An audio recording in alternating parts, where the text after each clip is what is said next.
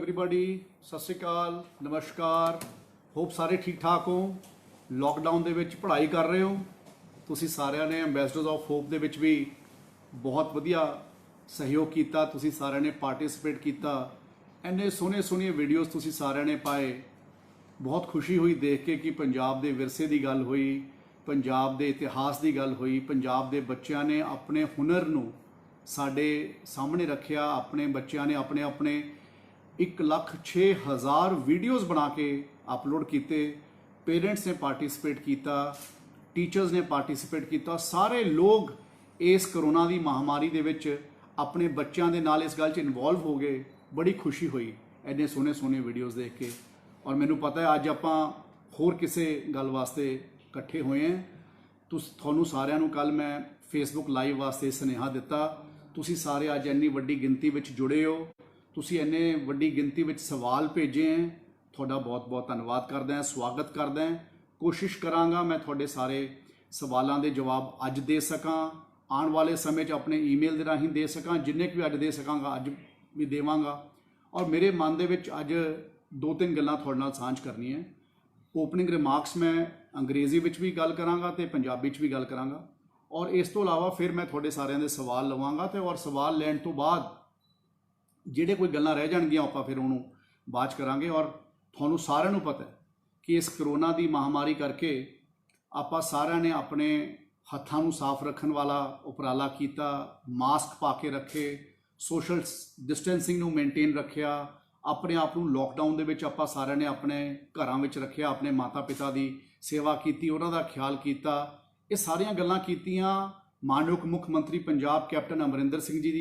ਦੀ ਜੋ ਹਦਾਇਤ ਸੀ, ਸਰਕਾਰ ਦੀ ਹਦਾਇਤ ਸੀ, ਉਹਨੂੰ ਤੁਸੀਂ ਸਾਰਿਆਂ ਨੇ ਮੰਨਿਆ। ਤਾਂ ਹੀ ਆਪਾਂ ਹਲੇ ਤੱਕ ਕਰੋਨਾ ਦੀ ਮਹਾਮਾਰੀ ਨੂੰ ਰੋਕ ਸਕੇ ਹਾਂ। ਔਰ ਹਲੇ ਮੁੱਕਿਆ ਨਹੀਂ, ਆਪਾਂ ਨੂੰ ਹਲੇ ਹੋਰ ਵੀ ਇਸ ਦੇ ਉੱਪਰ ਇਸੇ ਤਰੀਕੇ ਨਾਲ ਆਪਣੇ ਆਪ ਨੂੰ ਬਲਕਿ ਹੋਰ ਕੇਅਰਫੁਲ ਰਹਿ ਕੇ ਸਾਨੂੰ ਆਪਣੇ ਆਪ ਨੂੰ ਕੰਡਕਟ ਕਰਨਾ ਪਊਗਾ ਤਾਂ ਕਿ ਅਸੀਂ ਇਸ ਕਰੋਨਾ ਦੀ ਮਹਾਮਾਰੀ ਦੇ ਲੱਕ ਨੂੰ ਪੂਰੇ ਤਰੀਕੇ ਨਾਲ ਤੋੜ ਸਕੀਏ। ਔਰ ਮੈਨੂੰ ਪੂਰਾ ਵਿਸ਼ਵਾਸ ਹੈ ਕਿ ਆਪਾਂ ਪੰਜਾਬ ਦੇ ਲੋਕ ਹਮੇਸ਼ਾ ਸਟਾਲਵਰਟਸ ਹੁੰਦੇ ਆ, ਹਰ ਲੜਾਈ ਦੇ ਵਿੱਚ ਵੱਡਾ ਯੋਗਦਾਨ ਵੀ ਪਾਉਂਦੇ ਆ ਔਰ ਆਪਾਂ ਹਰ ਲੜਾਈ ਨੂੰ ਜਿੱਤ ਕੇ ਵਾਪਸ ਆਉਂਦੇ ਹਾਂ। ਤੇ ਇਸ ਵਾਰ ਵੀ ਜਿਸ ਤਰ੍ਹਾਂ ਸਾਰੇ ਪੰਜਾਬ ਨੇ ਹੁਣ ਤੱਕ ਸਾਥ ਦਿੱਤਾ ਹੈ ਸਰਕਾਰ ਦਾ, ਉਸੇ ਤਰੀਕੇ ਨਾਲ ਤੁਸੀਂ ਸਾਥ ਦਿਓਗੇ ਤਾਂ ਕਿ ਆਪਾਂ ਇਸ ਕਰੋਨਾ ਦੀ ਮਹਾਮਾਰੀ ਚੋਂ ਬਾਹਰ ਨਿਕਲ ਸਕੀਏ। ਇਸ ਤੋਂ ਇਲਾਵਾ ਦੂਜੀ ਗੱਲ ਜਿਹੜੀ ਆਪਾਂ ਅੱਜ ਕਰਨ ਜਾ ਰਹੇ ਹਾਂ ਉਹ ਸਿੱਖਿਆ ਵਿਭਾਗ ਨਾਲ ਜੁੜੀ ਗੱਲ ਹੈ। ਤੁਹਾਨੂੰ ਸਾਰਿਆਂ ਨੂੰ ਪਤਾ ਹੈ ਕਿ ਜਦੋਂ ਇਹ ਕਰੋਨਾ ਮਹਾਮਾਰੀ ਦੀ ਗੱਲ ਆਈ ਤੇ ਲੋਕਡਾਊਨ ਦੇਸ਼ ਦੇ ਵਿੱਚ ਆਇਆ, ਸਿੱਖਿਆ ਵਿਭਾਗ ਨੇ 23 ਮਾਰਚ ਨੂੰ ਆਰਡਰ ਕੱਢਿਆ ਔਰ ਉਹਦੇ ਵਿੱਚ ਇੱਕੋ ਗੱਲ ਕਹੀ ਸੀ ਕਿ ਅਸੀਂ ਬੱਚਿਆਂ ਦੇ ਪ੍ਰਾਈਵੇਟ ਸਕੂਲਾਂ ਦੀ ਫੀਸ ਨੂੰ ਡੈਫਰ ਕਰ ਰਹੇ ਹਾਂ। ਕਿਉਂਕਿ ਉਸ ਦਿਨ ਲੋਕਡਾਊਨ ਸਿਰਫ 21 ਦਿਨ ਲਈ ਲੱਗਿਆ ਸੀ ਤੇ ਕਿਸੇ ਨੇ ਸਮਝਿਆ ਨਹੀਂ ਸੀ ਕਿ ਇੰਨਾ ਲੰਬਾ ਲੋਕਡਾਊਨ ਚੱਲ ਜਾਊਗਾ ਜਾਂ ਕਰੋਨਾ ਦੀ ਮਹਾਮਾਰੀ ਸਾਡੇ ਪੰਜਾਬ ਵਿੱਚ ਸਾਨੂੰ ਲੋਕਾਂ ਨੂੰ ਇੰਨੇ ਦਿਨ ਘਰਾਂ ਦੇ ਵਿੱਚ ਰਹਿਣ ਵਾਸਤੇ ਮਜਬੂਰ ਕਰ ਦਊਗੀ। ਦੂਜੇ ਪਾਸੇ ਬੱਚਿਆਂ ਦੀ ਪੜ੍ਹਾਈ ਵੀ ਇੰਪੋਰਟੈਂਟ ਹੈ, ਬੱਚਿਆਂ ਦਾ ਹਰ ਸਾਲ ਵੀ ਇੰਪੋਰਟੈਂਟ ਹੁੰਦਾ ਹੈ। ਇਸ ਕਰਕੇ ਪਿਛਲੇ 3-4 ਦਿਨ ਪਹਿਲਾਂ ਅਸੀਂ ਇੱਕ ਹੋਰ ਆਰਡਰ ਕੱਢਿਆ ਜਿਸ 'ਚ ਅਸੀਂ ਟਿਊਸ਼ਨ ਫੀਸ ਜਿਹੜੇ ਕਿ school, private school online classes ਬੱਚਿਆਂ ਨੂੰ ਦੇ ਰਹੇ ਹਨ, ਉਹ ਸਕੂਲ ਆਪਣੇ ਆਨਲਾਈਨ ਕਲਾਸਿਸ ਦੇ ਤਹਿਤ ਟਿਊਸ਼ਨ ਫੀਸ ਚਾਰਜ ਕਰ ਸਕਦੇ ਹਨ। ਜਦੋਂ ਅਸੀਂ ਟਿਊਸ਼ਨ ਫੀਸ ਕਹਿੰਦੇ ਹਾਂ ਉਹਦਾ ਮਤਲਬ ਹੁੰਦਾ ਕਿ ਨਾ ਤਾਂ ਕੋਈ ਟਰਾਂਸਪੋਰਟੇਸ਼ਨ ਚਾਰजेस ਹੋਣਗੇ, ਨਾ ਕੋਈ ਐਡਮਿਸ਼ਨ ਚਾਰजेस ਹੋਣਗੇ, ਨਾ ਕੋਈ ਬੱਚਿਆਂ ਨੂੰ ਯੂਨੀਫਾਰਮ ਆਪਣੇ ਸਕੂਲ ਦੀ ਟੱਕ ਸ਼ਾਪ ਤੋਂ ਲੈਣ ਵਾਸਤੇ ਮਜਬੂਰ ਕਰੂਗਾ, ਨਾ ਕੋਈ ਆਪਣੀ ਯੂਨੀਫਾਰਮ ਨੂੰ ਅਗਲੇ 2 ਸਾਲ ਲਈ ਬਦਲਣ ਦੀ ਗੱਲ ਕਰੂਗਾ, ਨਾ ਕੋਈ ਬੁੱਕਸ ਆਪਣੀ ਦੁਕਾਨ ਤੋਂ, ਸਕੂਲ ਦੀ ਦੁਕਾਨ ਤੋਂ ਲੈਣ ਵਾਸਤੇ ਮਜਬੂਰ ਕਰੂਗਾ। ਇਹ ਆਰਡਰ ਅਸੀਂ ਪਹਿਲਾਂ ਵੀ ਕੱਢਿਆ ਹੈ। ਇਹੀ ਹੈ ਕਿ ਤੁਸੀਂ ਆਪਣੀ ਵੈਬਸਾਈਟ ਦੇ ਉੱਪਰ ਬੱਚਿਆਂ ਦੀਆਂ ਡਰੈਸਿਸ ਵਾਸਤੇ ਕੋਡ ਪਾਓਗੇ ਔਰ ਤੁਸੀਂ ਬੱਚਿਆਂ ਨੂੰ ਜਿਹੜੀਆਂ ਕਿਤਾਬਾਂ ਦੀ ਲੋੜ ਹੈ ਉਹ ਕਿਤਾਬਾਂ ਜਿਹੜੀਆਂ ਲੱਗਣੀਆਂ ਉਹਨੂੰ ਤੁਸੀਂ ਆਨਲਾਈਨ ਆਪਣੇ ਕੋਲ ਸ਼ੋਅ ਕਰੋਗੇ ਤਾਂ ਕਿ ਬੱਚੇ ਜਿੱਥੋਂ ਸਸਤੀਆਂ ਮਿਲਦੀਆਂ ਉੱਥੋਂ ਉਹ ਕਿਤਾਬਾਂ ਬਾਏ ਕਰ ਸਕਣ। ਔਰ ਇਸ ਦੇ ਨਾਲ ਅਸੀਂ ਆਪਣੇ ਟੀਚਰਸ ਵਾਸਤੇ ਔਰ ख़ास तौर ਤੇ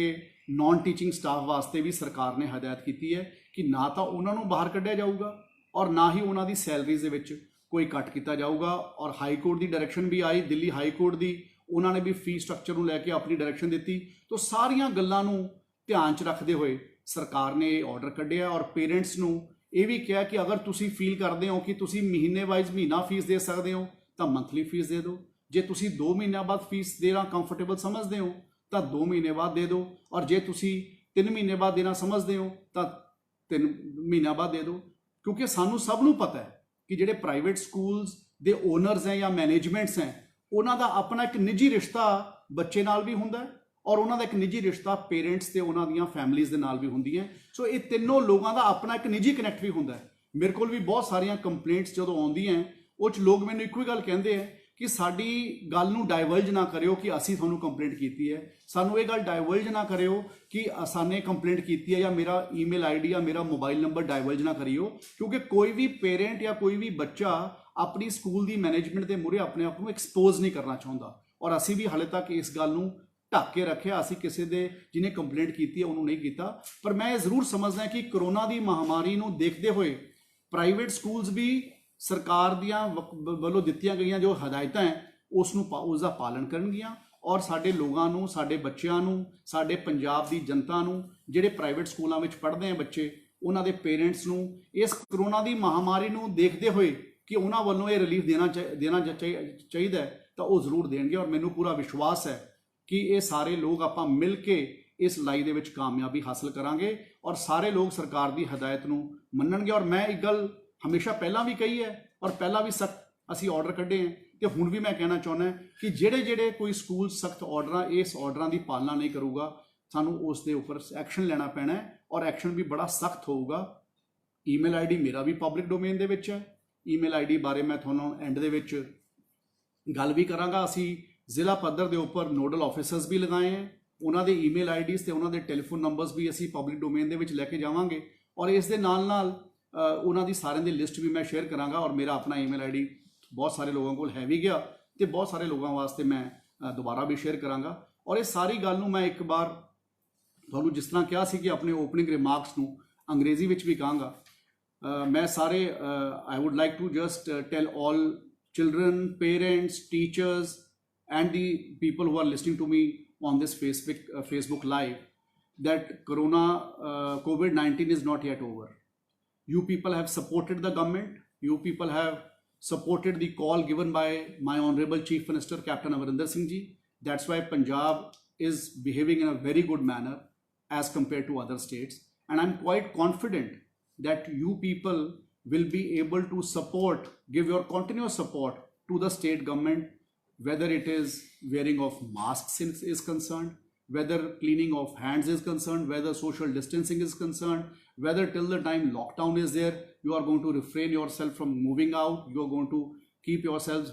home. And I am very happy that all of you participated in the Ambassadors of Hope program, in which you all came forward, parents got involved, teachers got involved, the potential of younger children, potential of youngsters came out in the open. We were able to assess the potential, and many other states are also looking at such programs now so that they are able to determine the potential of their younger people in their respective districts, and we are able to make a pool of such youngsters who will be future of our state. So I'm very happy that you people have been able to participate, and in a span of 8 days 105,000 videos were uploaded. It is not about people participating. If I have to say that 105,000 people participated, I don't want to say that, but it is most important is 105,000 videos were uploaded as a part of the Ambassadors of Hope program. So I'm very happy and thankful because I am able to become a bridge between the talent and the state. I'm able to identify or determine the children who have potential in them. Second part, as I told you, that we are going to talk about the fee structure, the situation which has arrived because of the pandemic situation here, that the state government came out with the order on 23rd March, in which the state government only deferred the fee structure because we never knew that the lockdown is going to continue for 2 months. That point of time, initially the lockdown was for 21 days, and we told that no private school is going to charge fees. But slowly we realized that the importance of education. We realized that during this pandemic situation also, there is a lot of there is need for starting for online education. And now the state government has come out with an order to say that if you are imparting online education, you can charge only tuition fees. And when I say tuition fees, it means no transportation charges, no admission charges, no uniform charges, no mandatory selling of books or buying of books only from the school tuck shops. Parents will have an option to buy either books or uniforms from anywhere, and the schools are supposed to display the color coding on their website and also the books required for the child on their website. The child and the parents will have an option to openly go and buy from wherever they feel like. So this is one option, this is one order which we came out with. And the second part I would like to share was that no teacher's salaries will be cut and no teachers will be laid off, whether it's concerning the teaching staff or the non-teaching staff. And I am quite confident that those private school owners, as they also know that we have kept the High Court, the double bench Delhi High Court order in mind while allowing them to charge the tuition fees to only those schools, those who are imparting online education. So I am quite confident that the private schools are, because they themselves have a very good and a solid connect amongst themselves. Like the school managements have a connect with the parents and the students, and so as they have the connect with the teachers and the non-teaching staff. So I would not like to infringe much between the relationship the three enjoys, and I would leave it to the school managements to maintain that relationship, make it more solid during keeping in view the COVID-19 situation. And as we all have contributed in our own ways in order to find out a solution to the, in order to contribute into this in this situation. So I'm quite confident that everybody is going to behave and everybody is going to go by the government's order and nobody is going to flout it. I must tell that anybody who's flouting the government's order, I'm going to take your questions also. I have got many questions since yesterday. I'm going to take a few questions on my own also, which I have already got. Many people have asked those questions, and remaining questions which you are online asking me now. I have a team here with me who's going to pen down all these questions and give it to me, and मैं उस तो बाद उसनू भी answer करांगा. एक गल मैं सारिਆਂ ਨੂੰ ਜ਼ਰੂਰ ਕਹਿਣਾ ਚਾਹੁੰਦਾ कि ਤੁਸੀਂ ਸਾਰੇ ਮੇਰੇ ਨਾਲ जुड़े हो ਅੱਜ. मैं कोशिश करांगा कि ਤੁਹਾਡੇ ਸਾਰੇ ਸਵਾਲਾਂ ਦੇ ਜਵਾਬ ਦੇ ਸਕਾਂ. ਔਰ ਇੱਕ ਗੱਲ ਇਹ ਵੀ ਕਹਿਣਾ ਚਾਹੁੰਦਾ कि ਤੁਹਾਨੂੰ ਇਹ ਵੀ ਪਹਿਲਾਂ ਕਿਹਾ ਔਰ ਅਸੀਂ ਆਪਣੇ ਸਰਕਾਰ ਦੇ ਆਰਡਰ ਦੇ ਵਿੱਚ ਵੀ ਕਿਹਾ ਕਿ ਜਿਹੜੇ ਜਗ੍ਹਾ ਦੇ ਉੱਪਰ ਜ਼ਿਲ੍ਹਿਆਂ 'ਚ ਕਿਸੇ ਨੂੰ ਪ੍ਰੋਬਲਮ ਆ ਰਹੀ ਹੈ ਉਹ ਆਪਣੇ ਨੋਡਲ ਆਫਿਸਰਸ ਦੇ ਉੱਪਰ ਕੰਪਲੇਂਟ ਕਰ ਸਕਦੇ ਹੋ. ਮੇਰੇ ਈਮੇਲ ਆਈਡੀ ਦੇ ਉੱਪਰ ਤੁਸੀਂ ਸੀਸੀ ਵੀ ਕਰ ਸਕਦੇ ਹੋ, ਸਿੱਧਾ ਵੀ ਭੇਜ ਸਕਦੇ ਹੋ. ਔਰ ਜਿਹੜੇ ਸਾਡੇ ਡੀਓਜ਼ ਹੈ ਉਹ ਤੁਹਾਡੀਆਂ ਕੰਪਲੇਂਟਸ ਨੂੰ ਆਨਸਰ ਕਰਨਗੇ. ਔਰ ਮੈਂ ਇਹ ਸਾਰੀਆਂ ਗੱਲਾਂ ਬਾਰ-ਬਾਰ ਦੁਬਾਰਾ ਰਿਪੀਟ ਕਰਕੇ ਕਹਿ ਰਿਹਾ ਕਿ ਜਿਹੜੇ ਸਕੂਲਸ ਰਿਪੀਟਡਲੀ ਗਵਰਨਮੈਂਟ ਦੇ ਆਰਡਰ ਨੂੰ ਫਲਾਊਟ ਕਰ ਰਹੇ ਹੈ ਉਹਨਾਂ ਦੇ ਉੱਪਰ ਸਟ੍ਰਿਕਟ ਐਕਸ਼ਨ ਵੀ ਹੋਊਗਾ. ਔਰ ਮੈਨੂੰ ਪੂਰਾ ਵਿਸ਼ਵਾਸ ਹੈ ਕਿ ਜਿਸ ਤਰ੍ਹਾਂ ਪੰਜਾਬ ਨੇ ਹਮੇਸ਼ਾ ਇਕੱਠੇ ਹੋ ਕੇ ਅੱਗੇ ਜਾਣ ਦੀ ਗੱਲ ਕੀਤੀ ਹੈ, ਉਸ ਤਰ੍ਹਾਂ ਇਸ ਕਰੋਨਾ ਦੀ ਮਹਾਮਾਰੀ ਜੋ ਪੂਰੇ ਵਿਸ਼ਵ ਦੇ ਵਿੱਚ ਚੱਲ ਰਹੀ ਹੈ ਉਸ ਵਿੱਚ ਵੀ ਆਪਾਂ ਸਾਰੇ ਇਕੱਠੇ ਹੋ ਕੇ ਇਸ ਚੋਂ ਨਿਕਲਣ ਦੀ ਕੋਸ਼ਿਸ਼ ਕਰਾਂਗੇ. ਸੋ ਮੈਂ ਹੁਣ ਜ਼ਿਆਦਾ ਕੁਛ ਨਾ ਕਹਿੰਦਾ ਹੋਇਆ ਹੁਣ ਮੈਂ ਤੁਹਾਡੇ ਸਵਾਲਾਂ ਨੂੰ ਲਵਾਂਗਾ. ਕੁਛ 15-20 ਸਵਾਲ ਮੇਰੇ ਕੋਲ ਤੁਹਾਡੇ ਆਲਰੇਡੀ ਜਿਹੜੇ ਬਹੁਤ ਸਾਰੇ ਲੋਕਾਂ ਨੇ ਫਰੀਕੁਐਂਟਲੀ ਆਸਕਡ ਕੁਐਸਚਨਸ ਜਿਹਨੂੰ ਆਪਾਂ ਕਹਿੰਦੇ ਹਾਂ, ਜਿਹੜੇ ਲੋਕਾਂ ਨੇ ਫਰੀਕੁਐਂਟਲੀ ਆਸਕਡ ਕੁਐਸਚਨਸ ਦੇ ਵਿੱਚ ਕੁਝ ਸਵਾਲ ਪੁੱਛੇ ਸੀ ਉਹਨਾਂ ਨੂੰ ਮੈਂ ਇੱਕ ਵਨ ਬਾਏ ਵਨ ਕਰਕੇ ਲਵਾਂਗਾ. ਔਰ ਮੈਂ ਤੁਹਾਨੂੰ ਸਾਰਿਆਂ ਨੂੰ ਇਹ ਕਹਿਣਾ ਚਾਹੁੰਦਾ ਕਿ ਪਹਿਲਾ ਸਵਾਲ ਜਿਹੜਾ ਮੈਂ ਲੈਣਾ ਚਾਹੁੰਦਾ ਇਹ ਮਲੇਰਕੋਟਲੇ ਦਾ ਇੱਕ ਲੜਕਾ ਹੈ ਮਨੋਜ ਕੁਮਾਰ. ਔਰ ਮਨੋਜ ਕੁਮਾਰ ਵਰਗੇ ਕਈ ਲੋਕਾਂ ਨੇ ਮੈਨੂੰ ਇਹ ਵਾਲਾ ਸਵਾਲ ਪੁੱਛਿਆ ਕਿ ਜਿਹੜੇ ਲੋਕ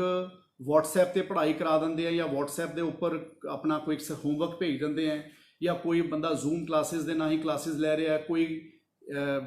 2 ਸਬਜੈਕਟਸ ਪੜ੍ਹਾ ਰਿਹਾ ਹੈ, ਕਿ ਇਹ ਸਾਰੀਆਂ ਚੀਜ਼ਾਂ ਨੂੰ ਅਸੀਂ ਆਨਲਾਈਨ ਕਲਾਸਿਸ ਮੰਨ ਸਕਦੇ ਹਾਂ? ਦੇਖੋ ਆਪਾਂ ਸਭ ਨੂੰ ਪਤਾ ਹੈ ਕਿ ਜਿਹੜੀ ਕਰੋਨਾ ਦੀ ਮਹਾਮਾਰੀ ਹੈ ਇਹ ਕਿਸੇ ਦੇ ਵਾਸਤੇ ਪਹਿਲਾਂ ਪ੍ਰੈਡਿਕਟਡ ਨਹੀਂ ਸੀਗੀ. ਕਿਸੇ ਨੂੰ ਪਤਾ ਨਹੀਂ ਸੀਗਾ ਕਿ ਸਾਨੂੰ ਆਨਲਾਈਨ ਕਲਾਸਿਸ ਵਾਲੀ ਗੱਲ ਨੂੰ ਸ਼ੁਰੂ ਕਰਨਾ ਪੈ ਸਕਦਾ ਹੈ. ਇਸ ਵੇਲੇ ਅੱਜ ਅਸੀਂ ਕਰੋਨਾ ਦੀ ਮਹਾਮਾਰੀ ਦੇ ਵਿੱਚ ਜਦੋਂ ਸਾਰੇ ਪਾਸੇ ਸਭ ਕੁਝ ਬੰਦ ਚੱਲ ਰਿਹਾ ਹੈ ਤੇ ਪੈਂਡੈਮਿਕ ਸਿਚੁਏਸ਼ਨ ਹੈ, ਤੇ ਉਸ ਰਿਸੋਰਸਿਸ ਦੇ ਵਿੱਚ ਜਿਹੜੇ ਬੰਦੇ ਕੋਲ ਜਿਹੋ ਜਿਹੀਆਂ ਰਿਸੋਰਸਿਸ ਹੈਗੀਆਂ, ਹਰ ਸਕੂਲ ਆਪਣੇ ਬੱਚਿਆਂ ਨੂੰ ਸਹੀ ਤਰ੍ਹਾਂ ਦੀ ਸਿੱਖਿਆ ਪ੍ਰੋਵਾਈਡ ਕਰ ਸਕੇ, ਜਿਹੋ ਜਿਹੇ ਰਿਸੋਰਸਿਸ ਅਵੇਲੇਬਲ ਹੈ ਉਹ ਉਸ ਤਰੀਕੇ ਦੇ ਨਾਲ ਆਨਲਾਈਨ ਕਲਾਸਿਸ ਚਲਾ ਰਿਹਾ ਹੈ. ਔਰ ਮੈਂ ਇਸ ਗੱਲ ਦੇ ਨਾਲ ਵਾਅਦਾ ਕਰਦਾ ਸਿਚੁਏਸ਼ਨ ਇੰਪਰੂਵ ਹੋ ਜਾਣ ਤੋਂ ਅਸੀਂ ਇਸ ਗੱਲ ਨੂੰ ਵੀ ਮੋਨੀਟਰ ਕਰਾਂਗੇ ਦੇਖਦੇ ਹੋਏ, ਤਾਂ ਕਿ ਅਸੀਂ ਐਡਵਾਈਜ਼ਰੀ ਵੀ ਇਸ਼ੂ ਕਰਾਂਗੇ ਇਹਦੇ ਵਿੱਚ ਕਿ ਸਾਰੇ ਲੋਕ ਚੰਗੇ ਤਰੀਕੇ ਨਾਲ ਆਨਲਾਈਨ ਕਲਾਸਿਸ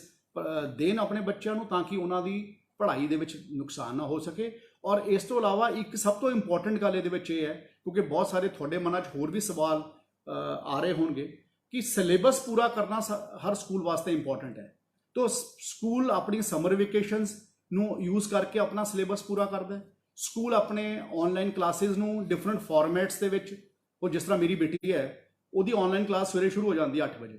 ਤੇ ਉਹ 2 ਵਜੇ ਤੱਕ ਆਪਣੀ ਆਨਲਾਈਨ ਕਲਾਸ ਕਰਦੀ ਹੈ, ਤੇ ਉਸ ਤੋਂ ਬਾਅਦ ਉਹ 4-5 ਘੰਟੇ ਆਪਣੇ ਸਕੂਲ ਦਾ ਹੋਮਵਰਕ ਕਰਦੀ ਰਹਿੰਦੀ ਹੈ। ਪਰ ਉਹ ਦਿੱਲੀ ਦੇ ਸਕੂਲ 'ਚ ਪੜ੍ਹਦੀ ਹੈ। ਤੇ ਮੈਂ ਇਹ ਕਹਿਣਾ ਇਸ ਕਰਕੇ ਸ਼ੇਅਰ ਕੀਤਾ ਹੈ ਕਿ ਉਹ ਜਦੋਂ ਸਕੂਲ ਜਾਂਦੀ ਸੀ ਉਸ ਵੇਲੇ ਤਾਂ ਇਹਨਾਂ ਨਹੀਂ ਉਹਨੂੰ ਹੋਮਵਰਕ ਕਰਨਾ ਪੈਂਦਾ ਸੀ, ਪਰ ਲੇਕਿਨ ਹੁਣ ਜਦੋਂ ਤੋਂ ਆਨਲਾਈਨ ਕਲਾਸਿਸ ਚੱਲ ਰਹੀਆਂ ਉਹਨੂੰ ਇੰਨਾ ਜ਼ਿਆਦਾ ਸਮਾਂ ਲਗਾਉਣਾ ਪੈਂਦਾ ਕਿ 5-6 ਘੰਟੇ ਕਲਾਸ ਚੱਲਦੀ ਹੈ, ਉਸ ਤੋਂ ਬਾਅਦ 4-5 ਘੰਟੇ ਹੋਮਵਰਕ ਚੱਲਦਾ ਹੈ। ਉਹ ਇਹ ਹੁਣ ਹਰ ਬੱਚੇ ਦੇ ਉੱਪਰ ਵੀ ਹੁੰਦਾ ਹੈ ਕਿ ਆਪਾਂ ਕਿਹੜੇ ਇਸ ਕਰੋਨਾ ਦੀ ਮਹਾਮਾਰੀ ਦੇ ਮਾਹੌਲ ਦੇ ਵਿੱਚ ਆਪਾਂ ਜੋ ਵੀ ਕੁਝ ਆਪਣੇ ਟੀਚਰਸ ਤੋਂ ਸਕਵੀਜ਼ ਆਊਟ ਕਰ ਸਕੀਏ, ਆਪਾਂ ਕਿਸੇ ਵੀ ਫਾਰਮ 'ਚ ਕਰ ਸਕੀਏ, ਤਾਂ ਕਿ ਸਾਡੇ ਬੱਚਿਆਂ ਦੀ ਪੜ੍ਹਾਈ ਦਾ ਨੁਕਸਾਨ ਨਾ ਹੋਵੇ। ਅਲਟੀਮੇਟ ਸਾਡਾ ਮੋਟਿਵ ਇਹ ਹੈ। ਜੇ ਅਸੀਂ ਬਹਾਨਾ ਲੱਭਣਾ ਹੋਵੇ ਅਸੀਂ ਕੋਈ ਵੀ ਲੱਭ ਸਕਦੇ ਹਾਂ, ਪਰ ਮੈਂ ਸਮਝਦਾ ਕਿ ਇਸ ਕਰੋਨਾ ਦੀ ਮਹਾਮਾਰੀ ਬਾਰੇ ਕਿਸ ਨੂੰ ਨਾ ਪਹਿਲਾਂ ਪਤਾ ਸੀ, ਤੇ ਅੱਜ ਜੇ ਕਿਸੇ ਨੇ ਆਨਲਾਈਨ ਕਲਾਸਿਸ ਚਾਲੂ ਕੀਤੀਆਂ ਤਾਂ ਜਿਹੜੇ ਰਿਸੋਰਸਿਸ ਉਹਨਾਂ ਕੋਲ ਅਵੇਲੇਬਲ ਸੀ ਉਸ ਦੇ ਨਾਲ ਕੀਤੀਆਂ। ਪਰ ਮੈਂ ਇਹ ਵੀ ਗੱਲ ਦਾ ਵਾਅਦਾ ਕਰਦਾ ਕਿ ਅਸੀਂ ਇਸ ਗੱਲ ਨੂੰ ਮੋਨੀਟਰ ਵੀ ਕਰ ਰਹੇ ਹਾਂ ਕਿ ਕਿਹੜਾ ਸਕੂਲ ਕਿਸ ਤਰ੍ਹਾਂ ਦੀਆਂ ਆਨਲਾਈਨ ਕਲਾਸਿਸ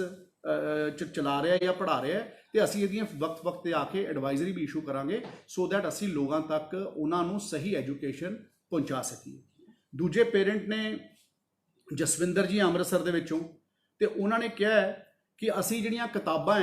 ਉਹ ਅਸੀਂ ਬਾਹਰੋਂ ਬਾਏ ਕਰ ਸਕਦੇ ਹਾਂ ਕਿ ਨਹੀਂ ਬਾਏ ਕਰ ਸਕਦੇ, ਔਰ ਇਸੇ ਤਰੀਕੇ ਨਾਲ ਉਹਨਾਂ ਨੇ ਡਰੈਸਿਸ ਦੀ ਗੱਲ ਵੀ ਕੀਤੀ ਹੈ ਕਿ ਅਸੀਂ ਬਾਹਰੋਂ ਬਾਏ ਕਰ ਸਕਦੇ ਹਾਂ ਕਿ ਨਹੀਂ ਬਾਏ ਕਰ ਸਕਦੇ, ਜਾਂ ਅਸੀਂ ਆਪਣੇ ਭੈਣ ਭਰਾ ਦੀਆਂ ਕਿਤਾਬਾਂ ਨੂੰ ਯੂਜ਼ ਕਰ ਸਕਦੇ ਹਾਂ ਕਿ ਅਸੀਂ ਨਹੀਂ ਕਰ ਸਕਦੇ। ਔਰ ਇਹ ਸਵਾਲ ਵੀ ਬਹੁਤ ਸਾਰੇ ਪੇਰੈਂਟਸ ਨੇ ਮੇਰੇ ਕੋਲੋਂ ਪੁੱਛਿਆ ਔਰ ਬਹੁਤ ਸਾਰੇ ਬੱਚਿਆਂ ਨੇ ਮੇਰੇ ਕੋਲੇ ਰੇਜ਼ ਕੀਤਾ ਸੀ। ਤੇ ਮੈਂ ਕਹਿਣਾ ਚਾਹੁੰਦਾ ਕਿ ਪੰਜਾਬ ਸਰਕਾਰ ਨੇ ਇਸ ਆਰਡਰ ਨੂੰ ਪਹਿਲਾਂ ਹੀ ਪਬਲਿਕ ਡੋਮੇਨ ਦੇ ਵਿੱਚ ਬੜੀ ਦੇਰ ਪਹਿਲਾਂ ਤੋਂ ਲੈ ਕੇ ਆਂਦਾ ਹੈ, ਤੇ ਇਸ ਵਾਰ ਅਸੀਂ 6 ਅਪ੍ਰੈਲ ਜਾਂ 7 ਅਪ੍ਰੈਲ ਦਾ ਕਿਸੇ ਦੁਬਾਰਾ ਆਰਡਰ ਕੱਢਿਆ ਸੀ, ਜਿਸ ਇਸ ਗੱਲ ਨੂੰ ਦੁਬਾਰਾ ਰੀਇਟਰੇਟ ਕੀਤਾ ਸੀ ਕਿ ਪਹਿਲੀ ਗੱਲ ਤਾਂ 2 ਸਾਲ ਕੋਈ ਵੀ ਸਕੂਲ ਆਪਣੀ ਡਰੈਸ ਨੂੰ ਬਦਲੂਗਾ ਨਹੀਂ। ਸੋ ਜੋ ਵੀ ਸਾਡਾ ਡਰੈਸ ਕੋਡ ਹੈ ਸਕੂਲ ਦਾ ਉਹਨੂੰ ਨਹੀਂ ਬਦਲੂਗਾ। ਕਈ ਸਕੂਲ ਕੀ ਕਰਦੇ ਸੀਗੇ ਕਿ ਆਪਣੇ ਲੋਗੋ ਦੇ ਕਰਕੇ, ਕਈ ਵਾਰ ਲੋਗੋ ਸਕੂਲ ਦੀ ਸ਼ਰਟ ਤੇ ਲੱਗਿਆ ਹੁੰਦਾ, ਜਾਂ ਜੇ ਸਰਦੀਆਂ ਹੋਣ ਤਾਂ ਜਿਹੜਾ ਲੋਗੋ ਹੈ ਉਹ ਸਾਡੇ ਸਵੈਟਰ ਦੇ ਉੱਪਰ ਲੱਗਿਆ ਹੁੰਦਾ ਜਾਂ ਸਾਡੇ ਕੋਟ ਦੇ ਉੱਪਰ ਲੱਗਿਆ ਹੁੰਦਾ। ਤੇ ਅਸੀਂ ਪਹਿਲਾਂ ਵੀ ਕਹਿ ਚੁੱਕੇ ਹਾਂ ਇਸ ਗੱਲ ਦੇ ਉੱਪਰ ਕਿ ਪਹਿਲਾਂ ਇੱਕ ਬਿੱਲਾ ਆਉਂਦਾ ਸੀ 10 ਰੁਪਏ ਦਾ ਲੋਹੇ ਦਾ, ਜਿਹੜਾ ਸੇਫਟੀ ਪਿੰਨ ਦੇ ਨਾਲ ਲੱਗ ਜਾਂਦਾ ਸੀ। ਤੇ ਅਸੀਂ ਸਕੂਲਸ ਨੂੰ ਪਹਿਲਾਂ ਹੀ ਹਦਾਇਤ ਕੀਤੀ ਹੈ ਕਿ ਪੇਰੈਂਟਸ ਕੋਲ ਤੇ ਬੱਚਿਆਂ ਕੋਲੇ ਆਪਸ਼ਨ ਹੈ ਕਿ ਤੁਸੀਂ ਕੋਈ ਵੀ